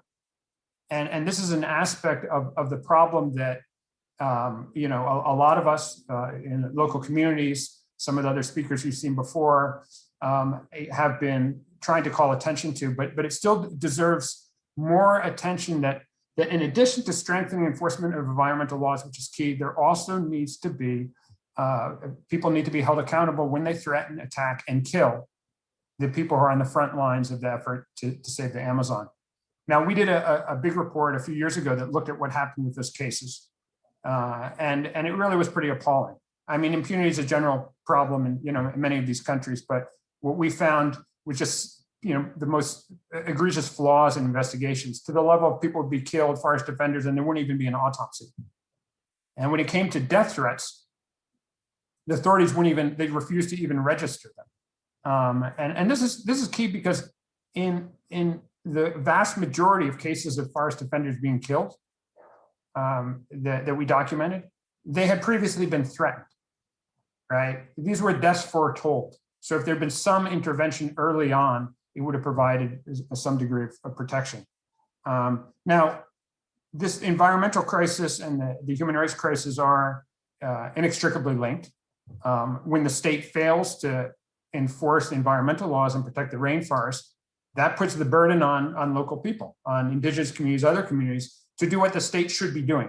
And that means they end up confronting these mafias. They end up putting themselves in danger, and they shouldn't. And then when there's not enforcement of just basic laws of criminal justice, investigating, prosecuting killings, it means that those people trying to protect the rainforest aren't able to do so. People are scared to do so. So the basic message, which again we've been hearing throughout these conversations, but bears emphasis, bears repeating, and really needs to factor into the efforts to get solutions going forward, is to save the rainforest, you need to protect the people who are on the front lines protecting it. And this really needs to be a focus. Now, in the case of Brazil, these problems existed before Bolsonaro came into the presidency, the lack of enforcement, the impunity. But what we all know is that a fundamental shift with Bolsonaro is that now you have a government that's openly hostile to forest offenders, is openly hostile to the state's own environmental agencies, it's actively sabotaged them, it's weakened the protections of indigenous communities, it's been contemptuous of civil society groups, harassing them, seeking to marginalize them. And so that's just something that absolutely has to change going forward. I was asked just to say a few words about what our recommendations are for the Biden administration, and I'll just quickly summarize so you get to the other panelists. Basically, I think we all share the same views and the points that Amazon Watch and others have stressed. We support as well. The things that we have in our communications with the Biden administration and with the Kerry team, what we've stressed is, first, the U.S. can and should play a very active role in supporting Brazilians' efforts to protect its rainforest and also other countries with rainforest. But again, I'm focusing on Brazil here. But they need to be smart about it. And there's a few things to keep in mind. And I'll just try to be quick here. First is Brazil is much more than Bolsonaro. There are so many other actors who you've heard from, some of them, indigenous communities, environmental groups, society, people in Congress like Joênia, and governors at the state level and in the private sector. There's so many allies there. And it's crucial that the Biden administration and the international community involves them, not just because they have a lot to contribute, but because they're part of the solution. And one of the big obstacles is the Bolsonaro government's refusal to engage with them, and that's got to change. The second thing, as I said, is this needs to be seen as a human rights crisis with a priority on protecting the people who are protecting the rainforest. The third thing is this impunity issue, both for environmental crimes and other crimes. There needs to be an emphasis on making sure crimes are investigated and those responsible are held accountable. The fourth point has to do with economic development. When confronted with their failures to enforce the environmental laws, the Bolsonaro administration, particularly the environment minister, has stressed the issue. They try to shift the discussion to economic development and about the importance of creating opportunities for people so that they don't engage in illegal deforestation. And I think everyone agrees that economic development, sustainable economic development, is important, but you can't have that without the rule of law. There's no serious economic development without the laws being enforced. And what they need to do, there needs to be discussion of how to bring these things together. But what the Bolsonaro administration has to stop doing is use the problems of development as an excuse to not do anything on the issue of rule of law. The last thing is, agreeing with what others have said, is absolutely crucial that any assistance be conditioned on results. The Bolsonaro government can make commitments the President Bolsonaro sent a letter to President Biden, just I guess today or yesterday, with new commitments. They're not actually new, they're the old commitments, and saying now we're committed to what we weren't doing before, but they have a record of not meeting any of those commitments. Commitments are good, but what's needed are results. That's the only way that those commitments can be taken seriously. And the last thing I'll just mention is the United States should also be doing its part to address its role. And there is an initiative, a bill that's going to be introduced by Senator Schatz that would basically prohibit the importation of commodities that are linked to deforestation in Brazil and other parts of the world. And that's an important step that the US should also be consistent as it's trying to encourage the fight against deforestation in Brazil. It should make sure that the United States, that US companies and consumers are not contributing to it.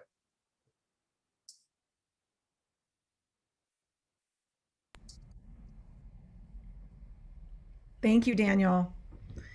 Yes, thank you so much for your words. And many of the recommendations that you actually mentioned are recommendations that are in the Amazon Climate Platform, such as what you just mentioned about, well, upholding the collective rights of Indigenous people, defending environmental defenders, and supporting, ensuring that supply chains and financial portfolios are free from deforestation and fossil fuels. We cannot be investing either with US taxpayer money or have US companies be investing in the destruction of the Amazon.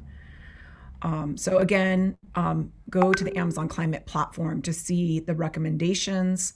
And then you'll also see the link to the Amazon Life Plan, which are direct recommendations to the US government and global governments from communities and regional allies all across the Amazon basin. So now we are going to hear from Bico Rodriguez. And Bico is is connected to the National Coordination. Olá, boa tarde. Olá, olá. Boa tarde a todos e todas. É um prazer estar com vocês. Gostaria de agradecer a todos os parceiros nacionais e internacionais e a todos aqueles que estão nos assistindo, né? E que também lutam também pela preservação da Amazônia, né? Na defesa da Amazônia. Vivemos momentos difíceis, né? De momentos difíceis de uma crise ambiental, de uma crise econômica, de uma crise sanitária, né? E o que nos entristece muito, né, é saber que mesmo em meio, né, estas crises que a gente vive hoje, os nossos inimigos eles não dormem, né? E acordos são firmados às escuras, né? Acordos são firmados às escuras e acordos que mexem com a nossa vida, né? Momentos como esse, aonde que nós não estamos podendo chorar os nossos mortos, nem enterrar os nossos mortos. We are not being able to bury our people, and these agreements are being made at blind. Agreements that lead to death. As a Quilombola person, indigenous communities, we are the borders that prevent agribusiness to destroy all of the biodiversity in our country. We are the borderline that resist to the destruction of this biodiversity. And we are biting it from happening, and we are paying a very expensive price with the lives of our leadership, the destruction of our territory, the deployment of great enterprises in our territory. This price is also being paid by the destruction on the safeguard policies that our people had as a right the marking of the territory that we had the right to have on the Quilombola communities and indigenous communities.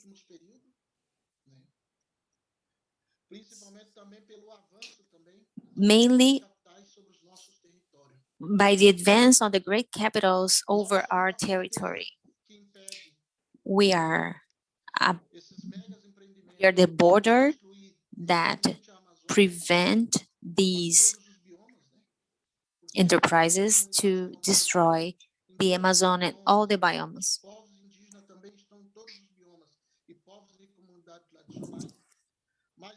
Traditional communities and indigenous communities. But the Amazon is our mother here in Brazil. It is our root.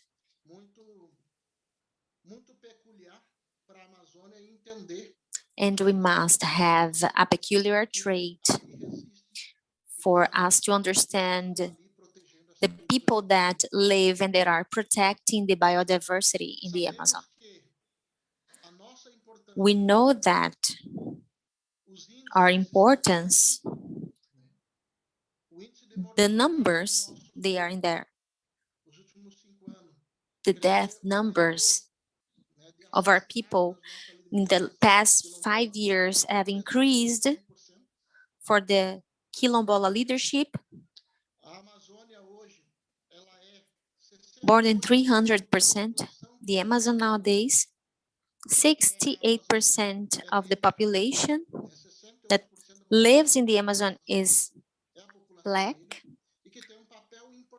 and that has an important role on the preservation of that biodiversity. Sometimes it is invisible when we talk about the Amazon. The world must understand, we need the world to understand the importance that us, Quilombola community, indigenous community, and traditional communities, grassroots communities have to make sure to effectively make sure the rights to development, to life in this rainforest. The world must understand that the rivers, they do not raise in the centers, in the main cities. They raise in our territories because our way of producing, our way of preserving and looking after the land of the biodiversity make the rivers to have their streams over the countries. Any agreement that is taken over the Amazon is important to be heard by the rainforest people, the same people that is in the Amazon. We do not accept to be coadjuvant in this process of agreement in which we are protagonists in the protection.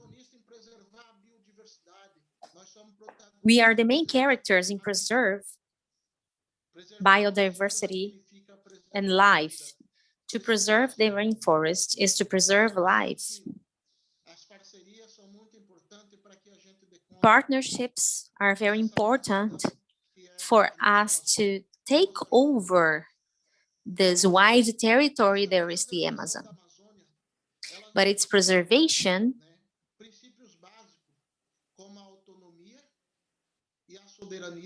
does not face sovereignty and autonomy of our country.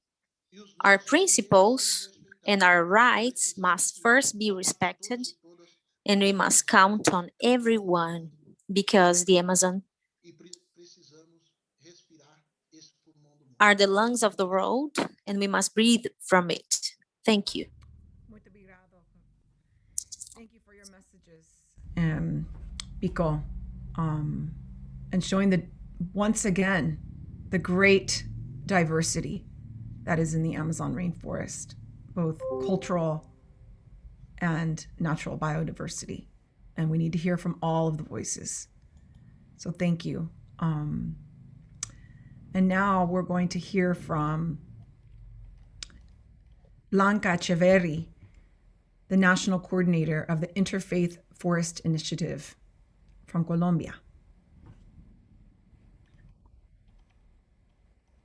Hola, muy buenos días. Muchísimas gracias por esta oportunidad. Quiero empezar contándoles que la Iniciativa Interreligiosa para los Bosques Tropicales nació en el Centro Nobel de Paz en junio del 2017 como una alianza internacional que proporciona a las religiones y líderes una plataforma para trabajar en la protección de los bosques con el respaldo de su influencia moral y espiritual. La iniciativa ha desplegado sus primeras acciones en Colombia, Brasil, Perú, República Democrática del Congo e Indonesia. Estos países albergan el 70% de las selvas tropicales que aún quedan en el mundo y enfrentan las mayores amenazas contra ellas. La iniciativa busca crear conciencia sobre la gravedad de la deforestación e inspirar la acción para restaurar y proteger los bosques y los derechos especiales de los pueblos indígenas. También busca influir sobre gobiernos para frenar la deforestación y also try to reach the government and companies that are interested in the protection. And we from Colombia, we also have the presence allí hemos instalado 30 in the Colombian territory that has higher deforestation rates. Yesterday, we chose 36 places where several different participants are, and the strength and the knowledge from these regions legitimate us so that we can say that the strategies for the Amazon region should respond to the threats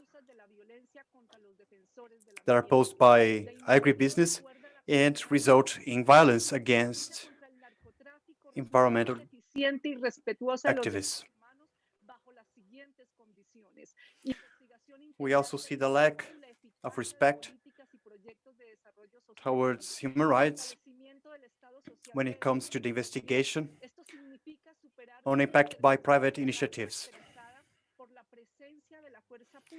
This means establishing a public official intervention, an intervention that is based on the respect of human rights, strengthening of indigenous rights, support to the effective implementation of peace agreements, del ambiente. El Estado colombiano ha intentado and controlar protection of environmental activists. The Colombian government tried to get rid of coca plantations with three policies: destruction of these plantations, replacement of the crops. A recent declaration by a local university in Colombia shows that these policies have failed and caused several relevant impact to the population. The report also points that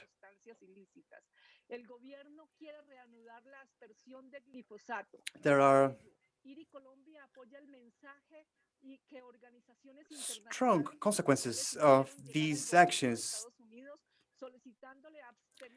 The government is also very doubtful in regards to glyphosate, but organizations have requested the glyphosate dispersion to be interrupted. So we should give a message to the United States so that they do not associate themselves with these companies.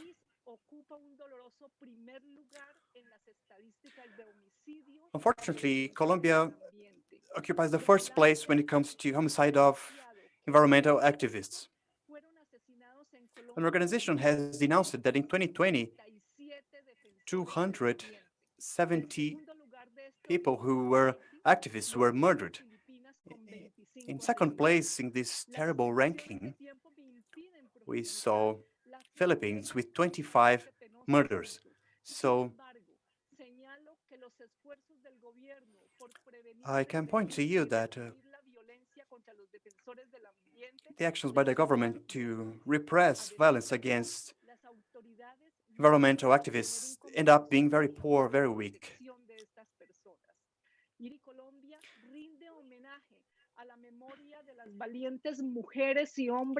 I'd like to pay a tribute to the very courageous men and women who ended up giving their life for the cause of environmental protection.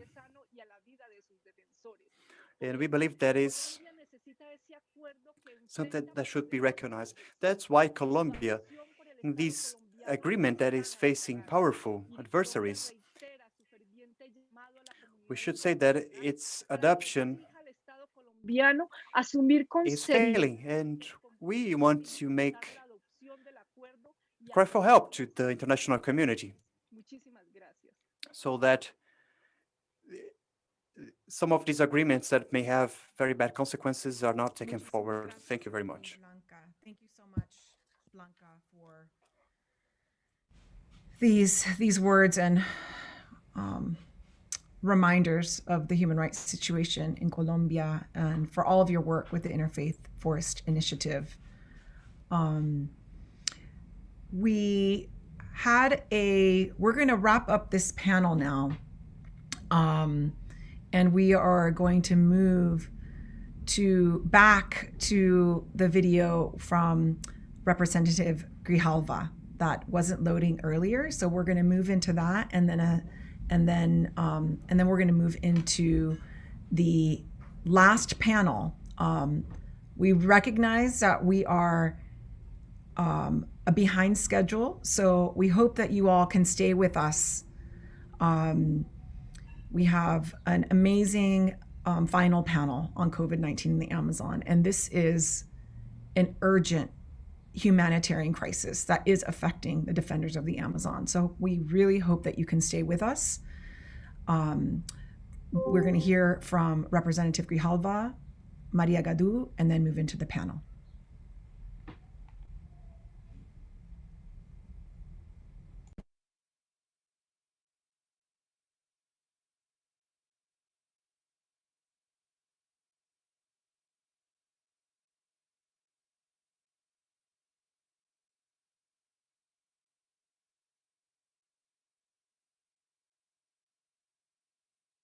That are joining to confront the climate crisis and protect all life on Mother Earth.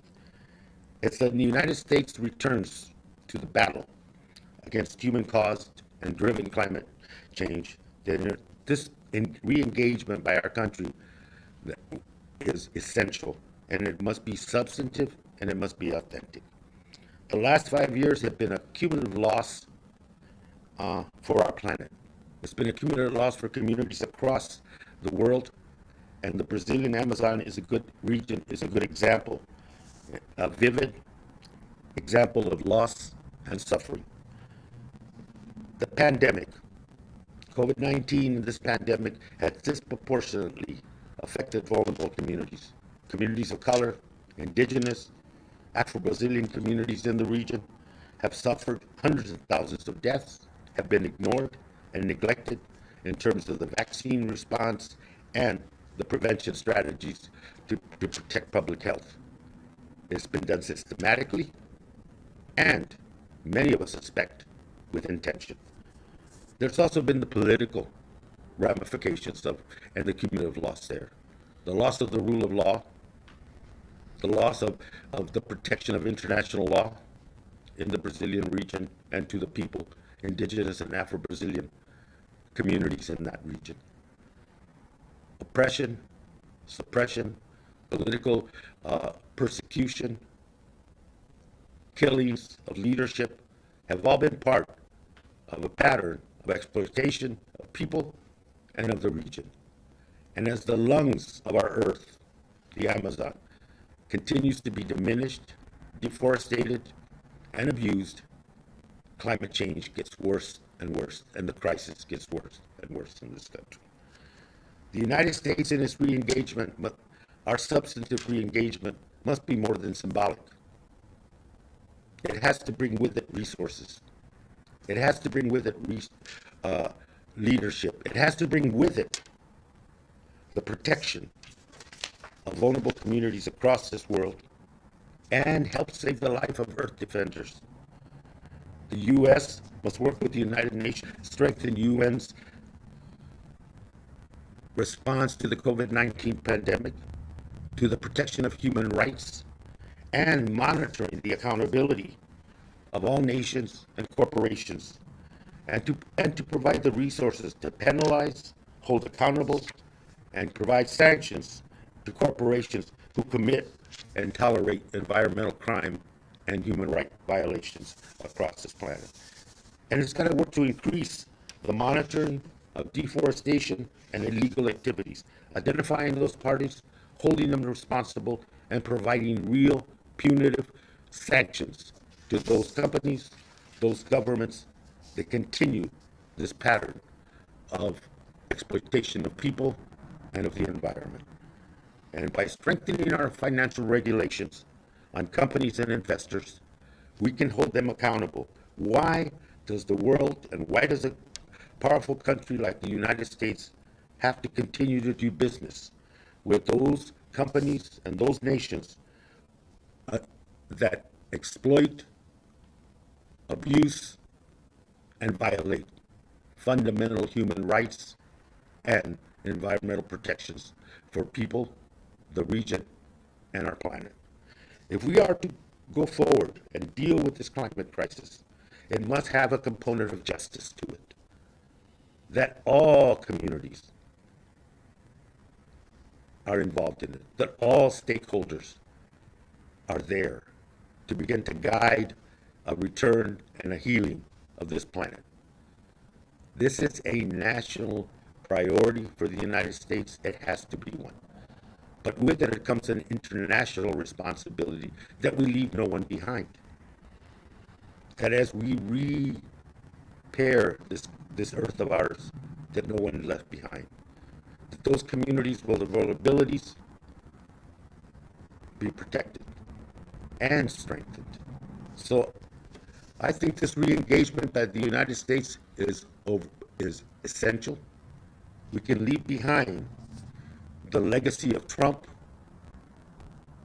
and his denial of climate change and the climate crisis, and bring into this discussion and into the actions that we have to take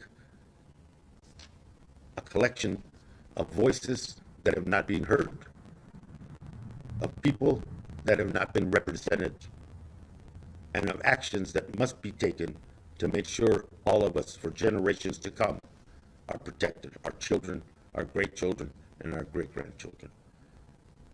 So by you being here, you are telling the world, and you are telling this great country of ours, that it's time to be a leader, to be a protector, and to fully engage in fighting this climate crisis, and to leave no one behind. Environmental action on climate change without environmental justice for people and for regions like the Brazilian Amazon region are something that we will not solve this problem without it. So thank you very much, and I look forward to partnering with you, to being your ally in the future. This is a fight worth having, and this is a fight we need to win. Thank you.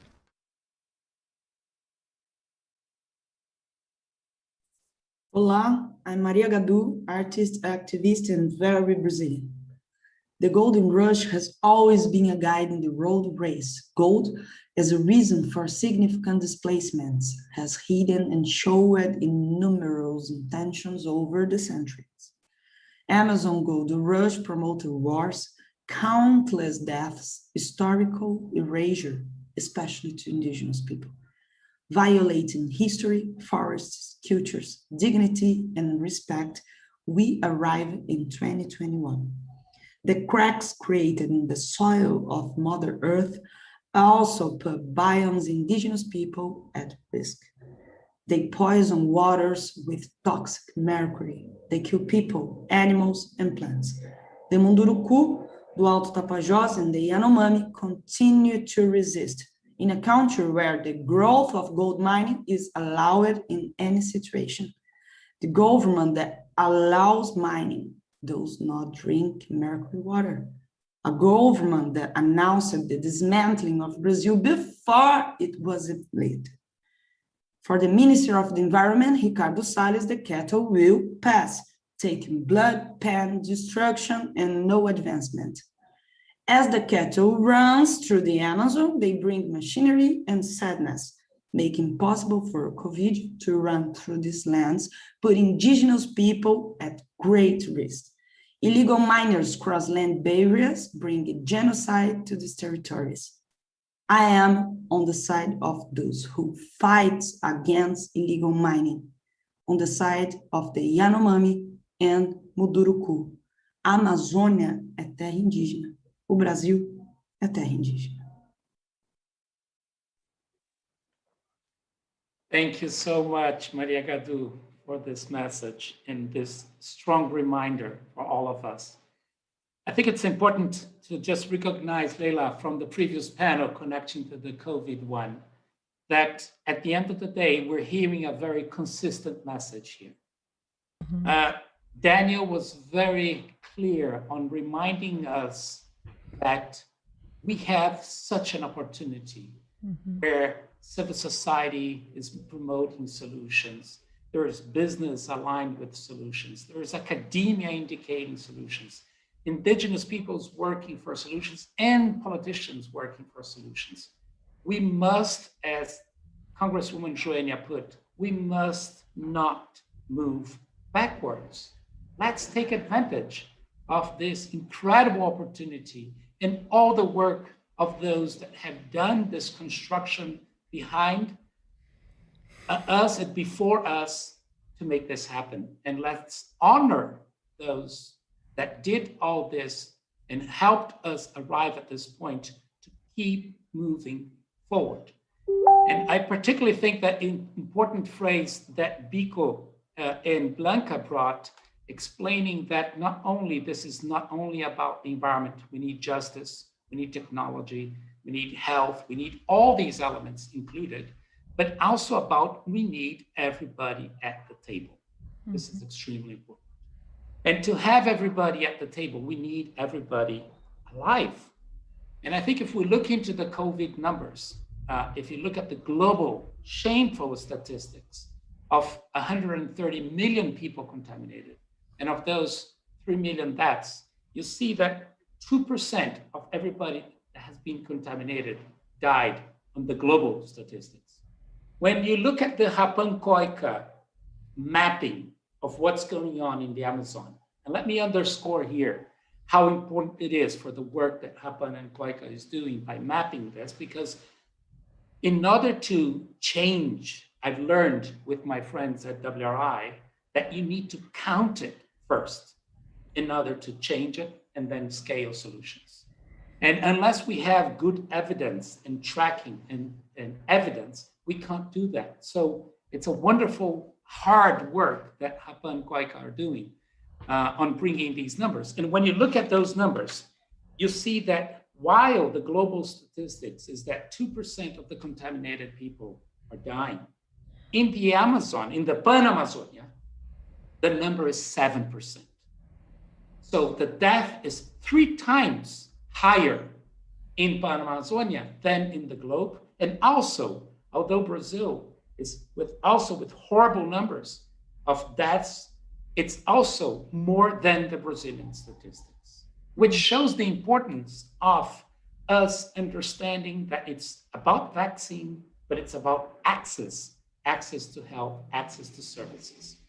And I'm very happy that we have this incredible panel with a representative, a mayor of an Amazon city, because a lot of people forget that we have important populous cities in the Amazon, all over the Amazon 9 countries, and also a representative from the civil society in order to share with us the struggle of the indigenous communities and the cities living this hardship in the Amazon.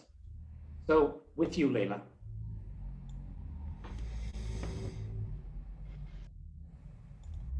Thank you, Marcelo, and thank you for that introduction. And, you know, we've all, I think if one thing I reflect on thinking about a year of the pandemic is that viruses have no borders, just like climate has no borders, the climate chaos.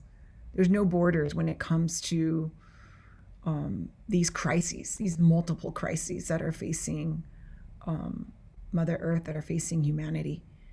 And over this last year, I've had the honor to work closely with Gregorio Mirabal, who is the general coordinator of COICA, the coordinating body of the indigenous peoples all across the Amazon. They've been working tirelessly in response to the COVID crisis all across the Amazon in the 9 countries, and uniting both indigenous peoples, forest peoples, and their allies in responding to this humanitarian crisis, this emergency, because that's what it is. It's a humanitarian crisis, it's an emergency. And so I want to introduce Gregorio Mirabal, José Gregorio Mirabal. Buenas tardes.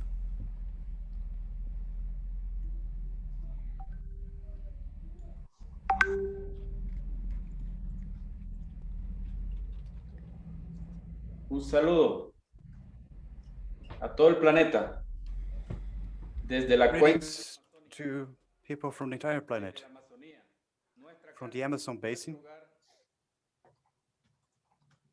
our home. We want, with the permission from the spirits, the forest, we are here as Amazon peoples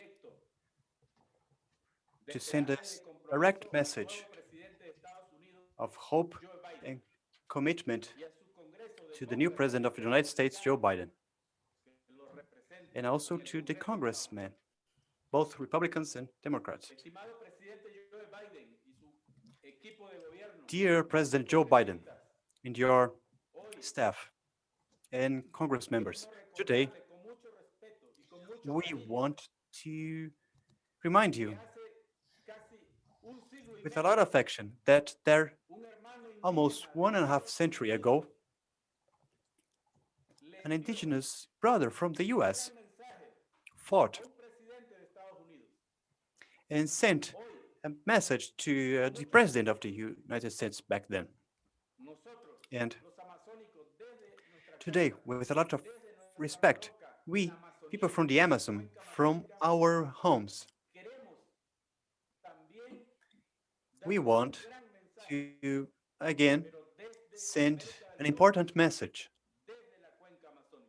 but one that comes from South America, from the Amazon basin. Nowadays, we want to congratulate you for your victory, but we also want something from you.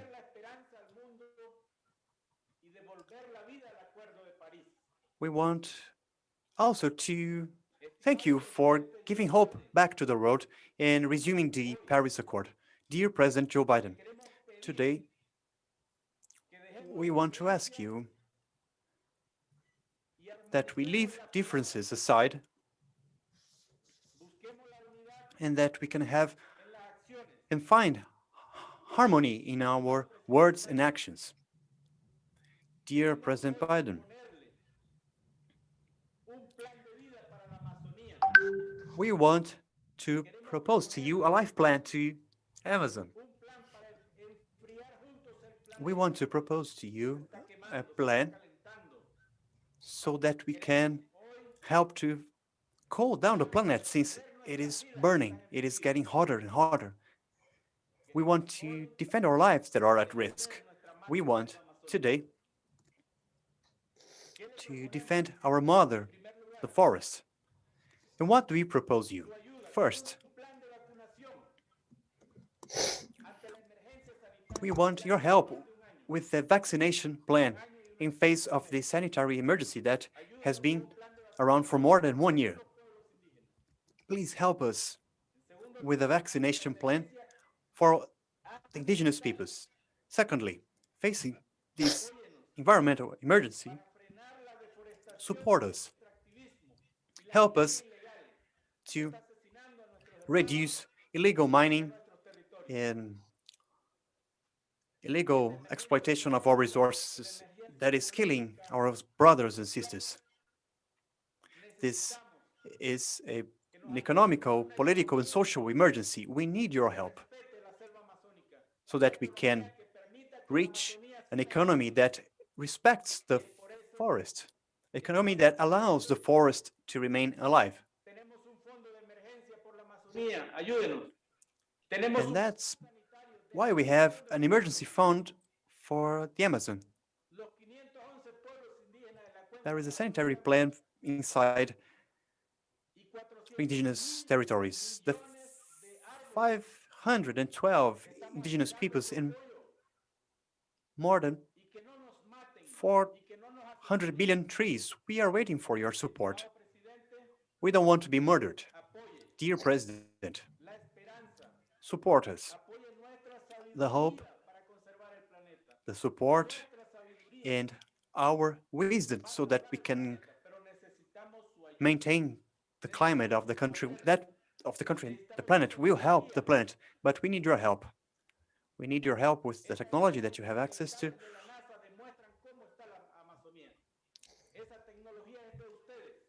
For instance, we have satellite images from NASA that show how is the current situation in the forest. You can help with your technology. Dear President, please, someone call. Make the governments in Latin America to wake up so that they know how indigenous people are doing. I'd like to show you an image now. We are in an emergency situation. We demand our rights to life. We demand our right to exist as indigenous peoples. The government of the United States, with its new president, President Biden, and the American Congress, please support us. Please summon a meeting to deal and talk and discuss about indigenous peoples here in the Amazon. This is what we expect, dear President. Thank you very much. Very nice to see you again. And I was very honored to be at the climate event, at the Climate Week, when we launched together the Indigenous Peoples Fund, which was a great honor. Also to show that it's not only the finance and the investment world that knows how to put investment funds together. Here's the indigenous peoples doing their own fund and showing to the world leadership and wisdom, as you well said. I would like now to invite Prefeito Edmilson Rodrigues, Mayor Rodrigues, to share with us a few words, because Mayor, as you well know, Manaus is already a very famous city for being at the heart of the Amazon. But last year and this year, it became even more famous for the infrastructure tragedy and the COVID tragedy. And I think this is a very important moment for us to talk about how can we avoid that?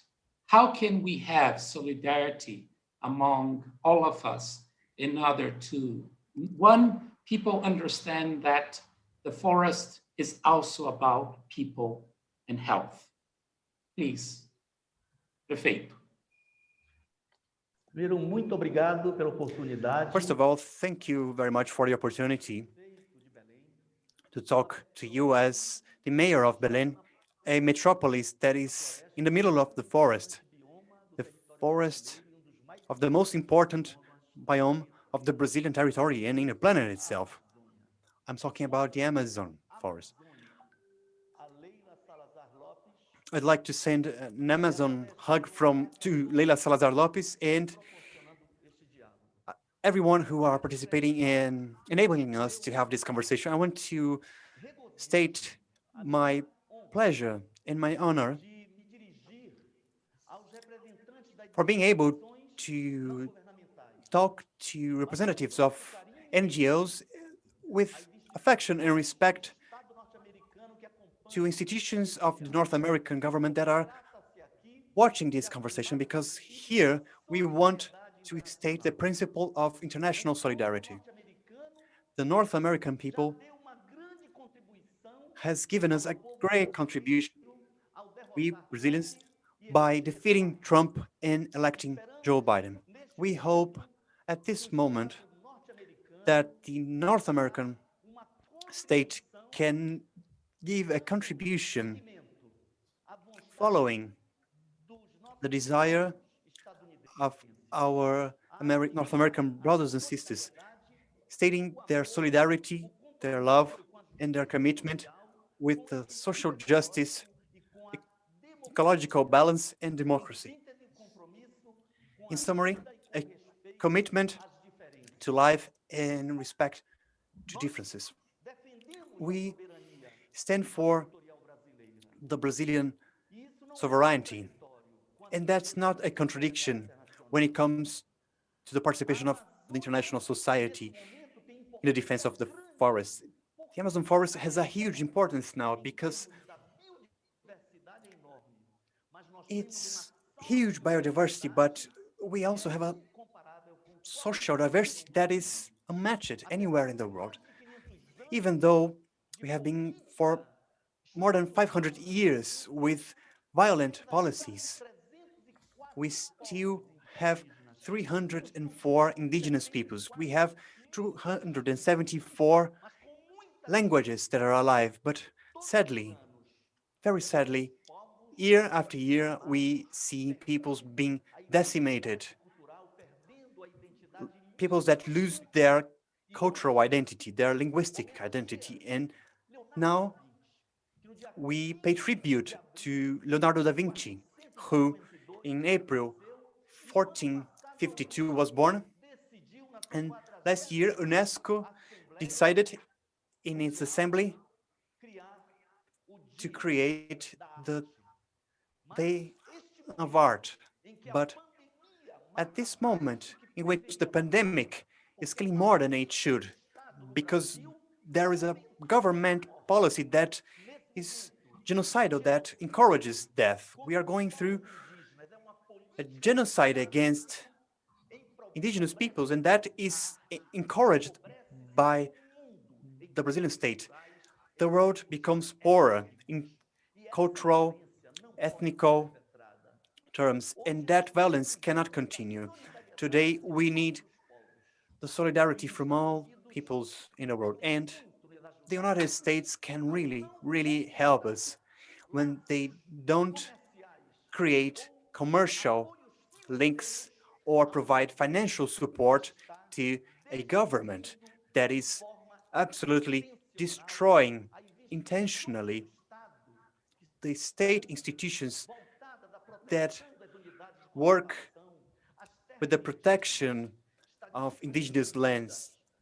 The government is destroying lives, is encouraging murders of indigenous peoples, literally, and is encouraging the murders when we have a president that encourages wood extractors, mining companies to occupy these lands with their machines and destroy the ecological balance and kill our indigenous peoples or poison them even. Here, Maria Gadu, just as Sonia Guajajara, they mentioned Yanomami. 56% of our Yanomami brothers and sisters are suffering with mercury poisoning. That is a state policy that should not be left unnoticed. We need to have the North American government to develop policies that help us to resist this genocidal policy. That is something that has been happening for centuries, but now it has become inhuman. We are going through a humanitarian crisis, a very large crisis, and that's why we are claiming for solidarity from abroad.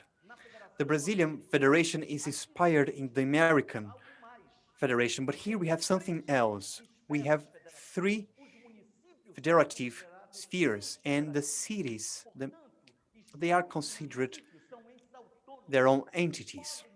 They are autonomous, and they can develop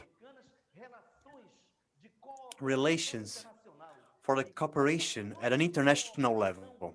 And these cooperation actions are welcome here because we are hostages of a criminal. The president has links to militias that kill indigenous populations. And in the large cities such as Rio de Janeiro and Belém, these metropolis with more than 2.5 million inhabitants in the middle of the forest, here it has become banal, it has become commonplace killing like people in the outskirts of the city, because these militias, they have the support, the institutional support from the president of Brazil. It's very serious. I just have to say that while our environmental agency that is supposed to inspect and control deforestation and forest fires, with 700 inspectors, spends 70 million reais every year, the vice president of Brazil is in charge of an operation. He is in charge of more than 30,000 soldiers with aircrafts and helicopters. Even though the vice president has taken up this task, weakening many other institutions, deforestation has increased in 2020, 34%. These are more than 9,000 square, 9.2 thousand square kilometers. It's much larger than our city. More than 2 million people live here, just for you to have an idea. This territory that has been destroyed is the same as 19 times the size of Porto Alegre, a very large city in the south of Brazil. It corresponds to 45 times the size of the city of Recife. Can you imagine that? This territory being burned down to the ground by these criminals that show up as good people because they are approved and they are in favor with the president and the vice president, who is a former general of the Brazilian army that shames these institutions. So with this in mind, the Amazon is going through this, but we still can manage somehow to preserve the biodiversity of the planet. We have a huge part of water reserves in the world, so we can do a lot for peoples all around the world, and we want to collaborate. But the urbanization in the Amazon region is full of blood. There are cities because that have terrible conditions because there is lack of employment, there is violence, there is racism, there is poverty, there is encouragement for the prejudice against indigenous people. I've been in the government of the city of Belém for 4 months, and as the representative of an autonomous entity, which is our city, I'm at your disposal to have conversations and to collaborate for the resistance against everything that I have mentioned. And I want to thank you for all the efforts that you have done. Thank you very much for this opportunity. Prefeito, thank you very much. Thank you very much, Mayor. It's good also to remind President Biden that the city he now lives in, Washington, D.C., compared to your city is 5 times bigger than the city he is currently living. And looking at the incredible cultural and nature value of your city, I think he should also be very encouraged to join forces and listen to this very strong message. Thank you so much. I would like to then conclude this panel and thanking you and thanking Grigorio very much for your interventions. I think COVID-19 was an incredible reminder for all of us of how much and how important it is for us to take care of our lives, of our health, of the health and lives of our families, and the health and life of our planet. And in that sense, I think the Amazon rainforest is an incredible place for us to practice that. And I thank you both very much for joining us today. Leila, please.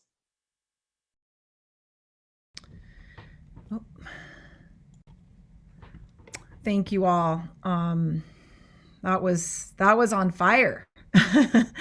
That was hopefully everyone heard that message loud and clear. I don't think there was any static there. And it did remind me of the fires, which have been mentioned throughout the event. But part of the reason why we're here today too is because of the urgency and because of all of the threats to the Amazon. And those threats, for those of us who've been living and working for 25 years or more, or for thousands of years, as the indigenous and forest peoples have, we know that there's always been threats. There's always been threats to the Amazon, whether it be oil extraction, agribusiness expansion, mining, deforestation, legal and illegal, colonization, initial genocide, even vaccination, programs. So we know there's been many threats to the Amazon and her peoples for hundreds of years. Yet the last few years have really taken it to another level. We all watched in Nepal, the fires burning across the Amazon in 2019. And again last year, amidst COVID, we saw it again. And it was even worse. And deforestation was even worse. So that's why we're here today. We know President Biden, Vice President Harris, members of Congress, we know you saw that too. And that's why we're here today, to come together, to find a common solution and work together. Because as I mentioned before, climate and COVID have no borders. We know that we are so connected to the Amazon rainforest. Every tree that falls and all the deforestation that occurs affects our global weather system. The rainfall in the Amazon is only created if there are trees and there are forests. And that rain that is created in the Amazon and develops those flying rivers that irrigate the breadbaskets of South America and the United States, they're essential for our climate stability. They're essential. We will not have rain or snow in the Sierras or the Rockies if we don't have an intact Amazon. We are all connected. And I know that is a key message that we hope that you heard today. We are connected between the North and South. Indigenous peoples that we work with say it's a prophecy. It's a prophecy of the eagle and the condor coming back together. There was separation. There was colonization that caused so much destruction over these last nearly 600 years. And it's resulted in these last few years that we've been living in. And the prophecy says that when it gets to that point, there's going to be a point where we have to come together and transform and make change. And I believe that we're in that moment right now. And so we're not looking at this as separate borders. We're looking at this as coming together to protect our future, all of our common future. And so that is our appeal. That is our appeal today to you, President Biden, Vice President Harris, the entire US government, to lead, to show leadership and listen to the people who elected you and the people that you heard from today, the people who are on the front lines of these crises in the Amazon, the people who have the solutions to protecting the rainforest, to defending the defenders, and promoting climate justice at this critical, critical time. And that also means equity in healthcare and vaccinations. Because if there isn't that, then Indigenous peoples and people from the Global South will not have equal access to all of the important conversations we need to be having about biodiversity and climate this year at the global conferences that are coming up.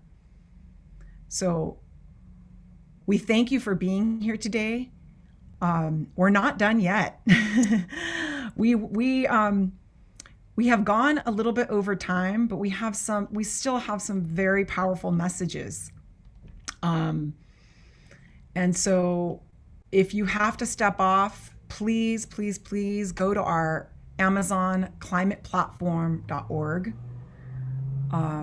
to see all the different points of the Amazon Climate Platform, to see the specific recommendations, to see the Amazon Life Plan that Gregorio talked about that have very specific recommendations on health equity, on defending defenders, on protecting the Amazon, on debt for nature.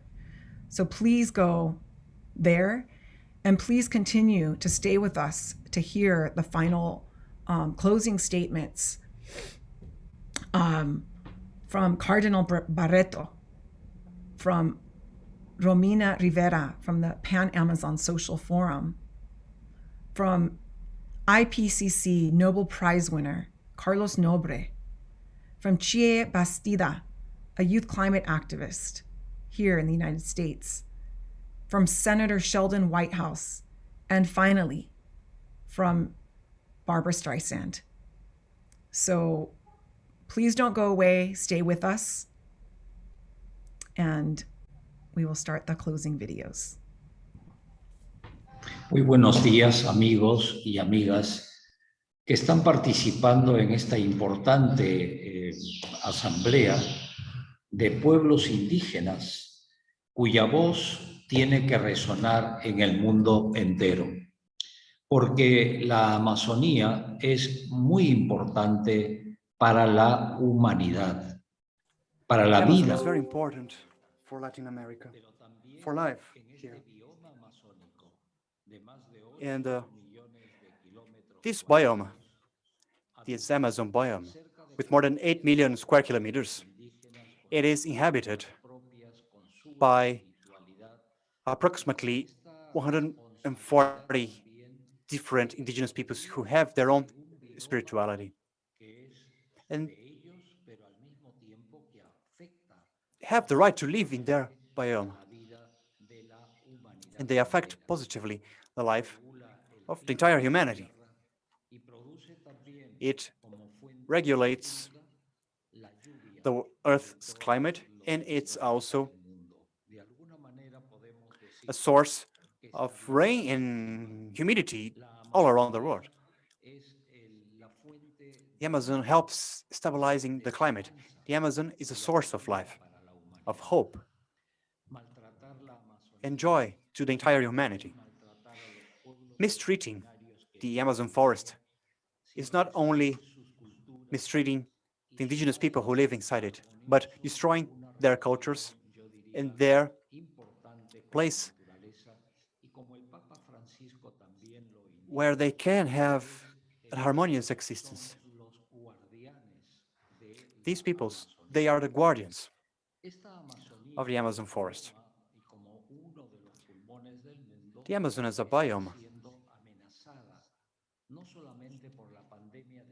is under threat, not only because of the pandemic, but many other threats that have from centuries affected the quality of life of our brothers and sisters who live there. Both the regional peoples and those who may have not been born there but are living there and enjoying their lives there and everything that the forest can give.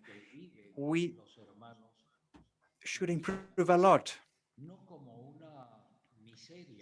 everything that has been happening.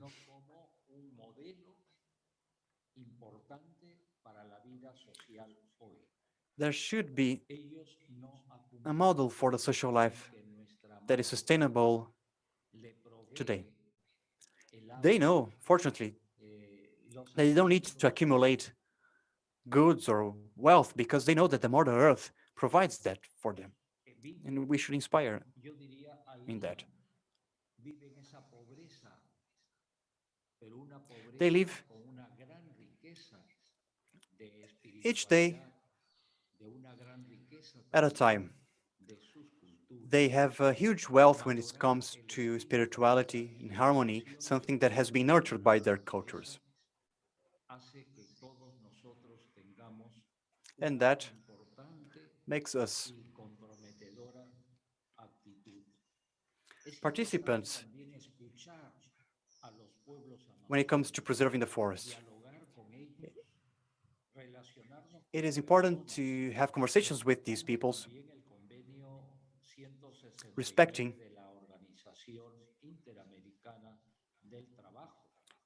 the Agreement 169 of the Inter-American Association.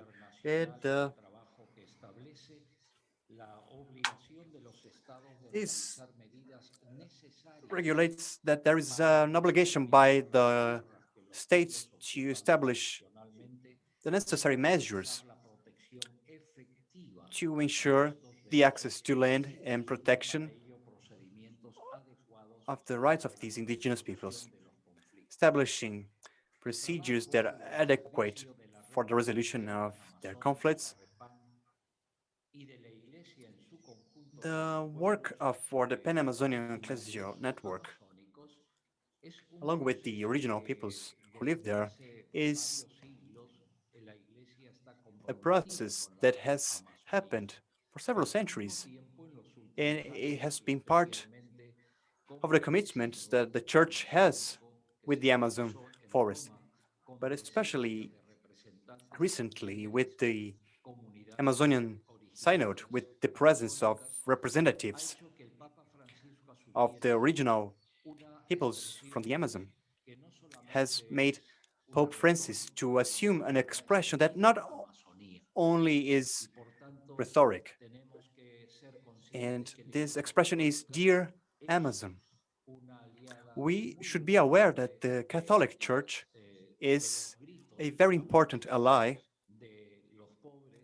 when it comes to make the voices from the peoples who live there be heard, so that the claims, the complaints, the statements are heard. We should think about the impacts that are caused by the climate change and COVID-19 in these communities. And these are all urgent aspects, and we should urgently promote the vaccination to these peoples. I wish you all and the Amazon peoples a lot of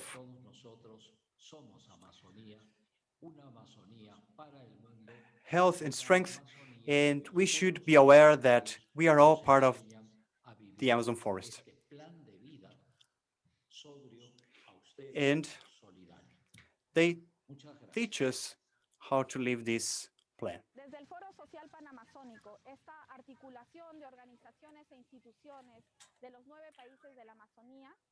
From the Pan-Amazonia Forum, we want to express our support to the letter sent by the Brazilian civil society.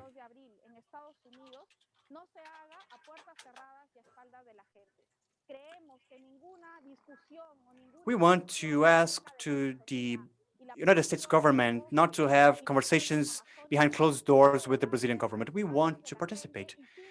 We believe that these discussions should be open to the participation of we who have and are still defending the Brazilian Amazon against a racist and discriminating government. We stand for that. We should participate in these meetings. We want to call the United States not to be complacent against, not be complacent with everything that has been happening. This is a very severe problem, and we understand that climate justice is not an option. It is something that affects the entire world. We have concrete challenges. We should reduce the dependency on fossil fuel. We should protect the life of the guardians, the activists who are facing criminals and suffer from government policies, as well as the activity of drug trafficking, illegal mining, and so on. In regards to the pandemic, we believe that governments should put pressure on pharmaceutical laboratories to release the right to hold patents. The life of people should not be something that should depend on the tendency of people. Restoring large areas of the Amazon forest, particularly southern Amazon. The southern Amazon is under the risk of a tipping point of turning 56% of the Amazon forest into a degraded savanna. However, we have to think in another possibility, a very important, perhaps the most important possibility that such Amazon Fund could support, which is to create a sustainable development model and an innovative forest-based bioeconomy for the Amazon. We call it a standing forest bioeconomy. The value, economic value of Amazon products, multitude of Amazon products, is much, much larger than the current economics of the Amazon, which is replacing the forest, seeing zero value in the forest, in the biodiversity, and replacing mostly by cattle and by some crops. A few products today, like acai berry, cocoa, Brazil nuts, already show a tremendous potential. They are improving the livelihoods of hundreds of thousands of people from the Amazon. So we need to create this new bioeconomy. And the Amazon Fund by President Joe Biden could have a very important initial element to create this science, technology, and innovation basis for such development, to uncover the value of thousands of products that still we do not know. We have to discover new uses, and we have to create new industries. We have to industrialize the potential of this new bioeconomy to add value, to improve the livelihoods of the Amazonian people, to create a new economy. So the fund should support the creation of a standing forest bioeconomy for the Amazon. Hello, my name is Shia Bastida, and I'm an 18-year-old climate justice activist. Today, we have heard about the importance of protecting the Amazon rainforest because of its ability to maintain global climate stability as it acts as a carbon sink and a regulator of the water cycle, among other things. It is also very important to emphasize and re-emphasize that in order to take care of the Amazon rainforest, we must protect the indigenous communities that take care of it. Indigenous people's philosophy is to take care of Mother Earth.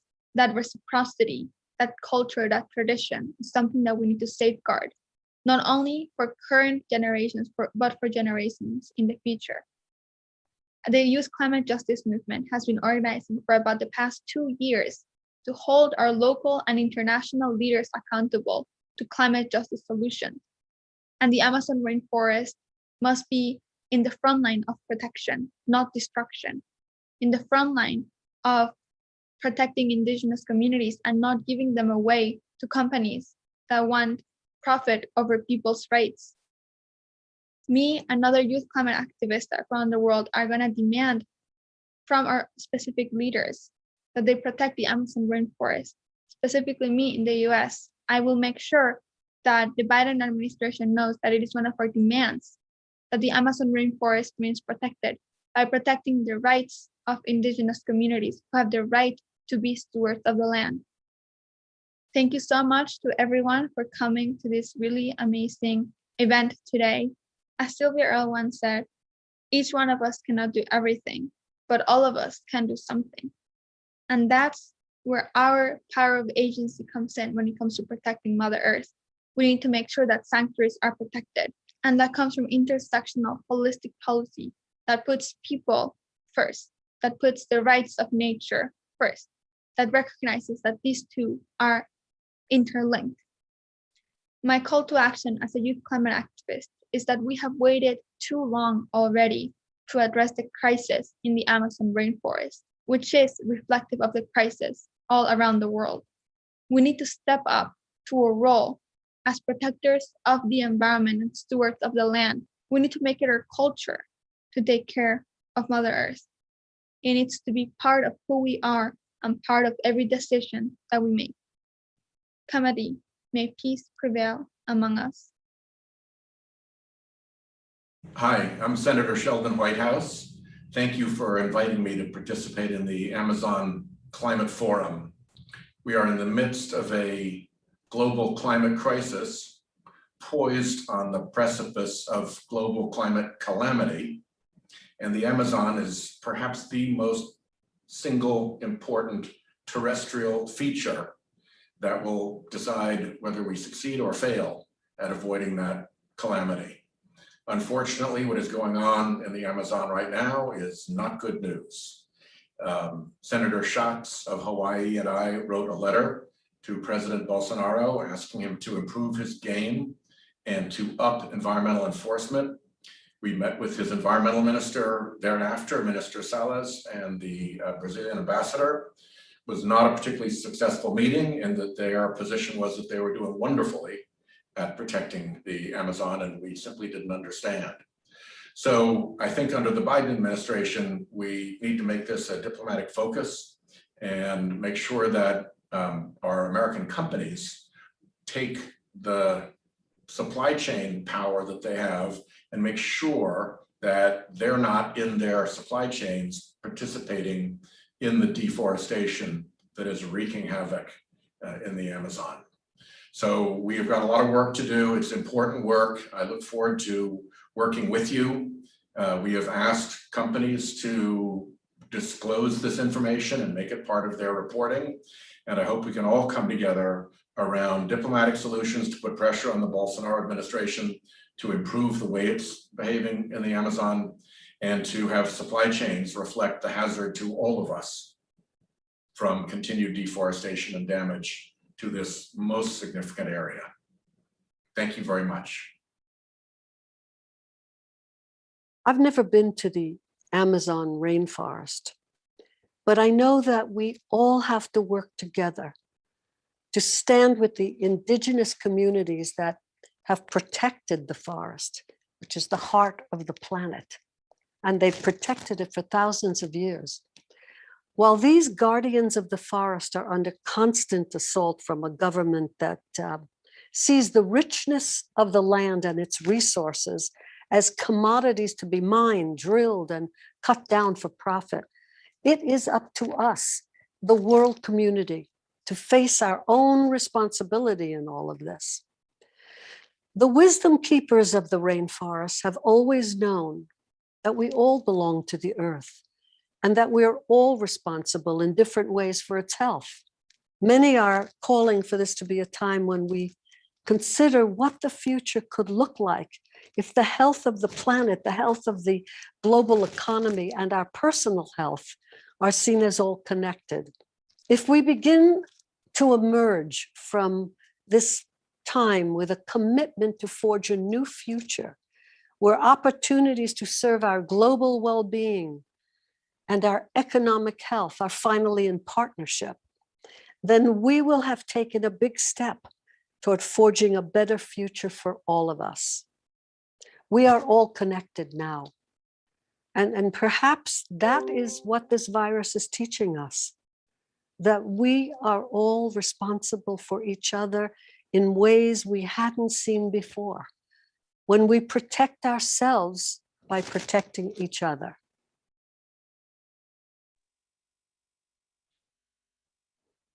Thank you so much. Listening to Barbara's remarks, it came to my attention that on April 24th is her birthday.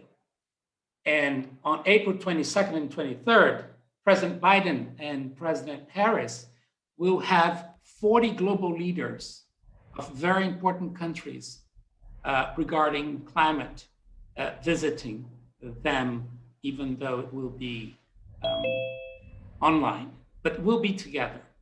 And I think there's no better birthday gift that, Barbara, you could ask than asking President Biden and President Harris to fulfill the demands that we have in our platform, but even more important, specifically on the Amazon agreements in order to invest in the Amazon, to look into those points we raise so constantly here. 1, everyone at the table. 2, justice, adaptation, nature, and carbon. 3, payment for performance, no money ahead before results. And finally, this is a wide approach. It's about environment, it's about health, it's about justice, and it's about technology. And moreover, it's about the future. So I would like, Leila, to end my participation here, honoring the work that was done here. And I heard Barbara never been to the Amazon, so I'll extend to her an invitation to please come. But honoring the work we've did here for the future generations, and reminding the audience that yesterday, 6 youth activists in Brazil initiated a lawsuit against the Brazilian government, which is the first time in the Brazilian history that happens. And as far as I know, probably the first one in the Amazon basin. And they belong to two organizations, one called Engajamundo and the other one Fridays for Future Brazil. So I would like to just end by stating their names and honoring everybody that worked so hard for us to be here today, and at the same time honoring the future through them. Chay Suruí, Marcelo Rocha, Paulo Santos, Thalita Silva, Daniel Holanda, muito obrigado. Thank you very much for your activism, for your wisdom. Here we have white, black, indigenous, all different places of this country coming together saying, we need an ambitious agreement, but we need climate ambition in this country. We need climate justice in this country. So thank you very much. And thank you all from the audience for being with us. Thank you, Amazon Watch. Thank you, Amazon Aid. Thank you, Avaz, Repam, COICA, Fórum Sur Panamazônico. I was honored to be here. And most for me dear, thank you, Artists for Amazonia, on the people of John and Julia, because if we're not them, I certainly would not be here. Thank you so much. Thank you, Marcelo. It's been so great working with you on this event. And I know this is just the beginning of many more events and work that we're going to do together to protect the future. As Shie and Alexandria reminded us, they reminded us about the commitment of youth to protect the future. And they reminded us of the interconnectedness of us all. And so we have to, some of us have been doing this a long time, and, we need that energy. We need that youthful energy to move us forward and give us that hope. Today is my daughter's birthday. And so I'm thinking a lot about just, the future and what we leave our children. And today, I hope, as we hear these words, we are reminded of what's at stake. Really, really what's at stake.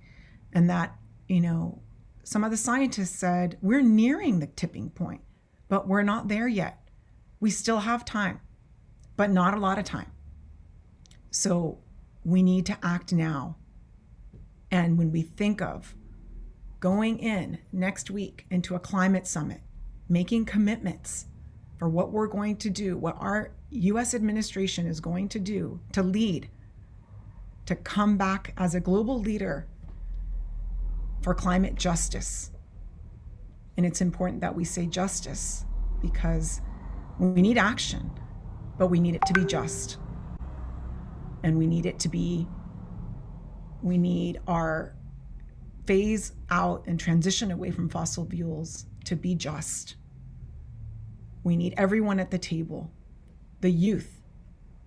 We need women, the women defenders who inspire me every day. We need the elders to continue reminding us about the urgency and the importance of unity. That's what Cacique Jauni did today.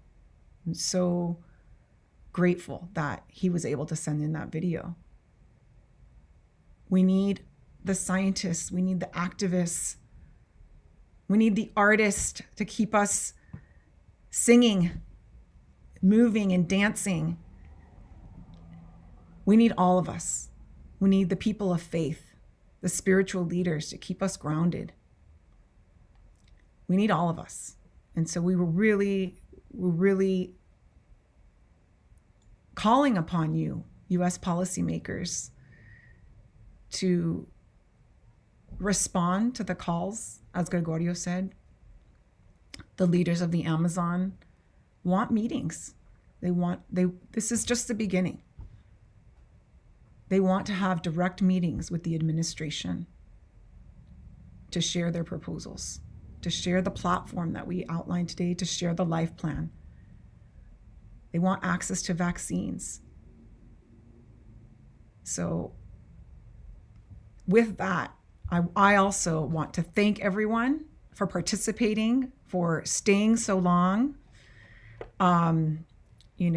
These events, we start off with 10 to 12 people, and then more people want to join, and we have more messages that want to be shared. So thank you all for participating. Thank you all for joining.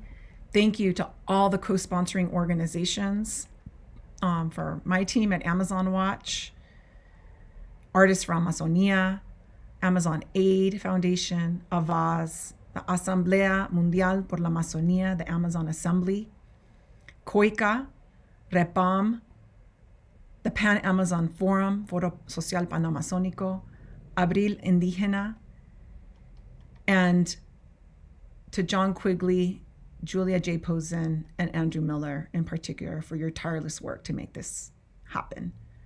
And we are going to close the event with music from Héctor Vitrago and Artesio Pelados. Thank you so much, and keep hope alive for the Amazon, for our future, for our children. Thank you.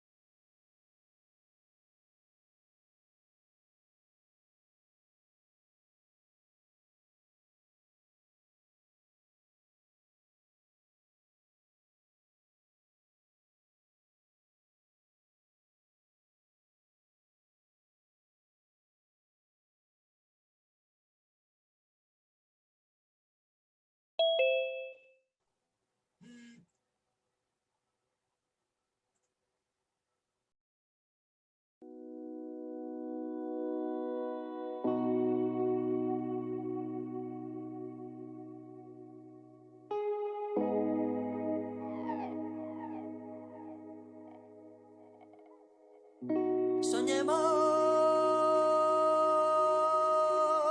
un bosque verde. Soñemos un bosque.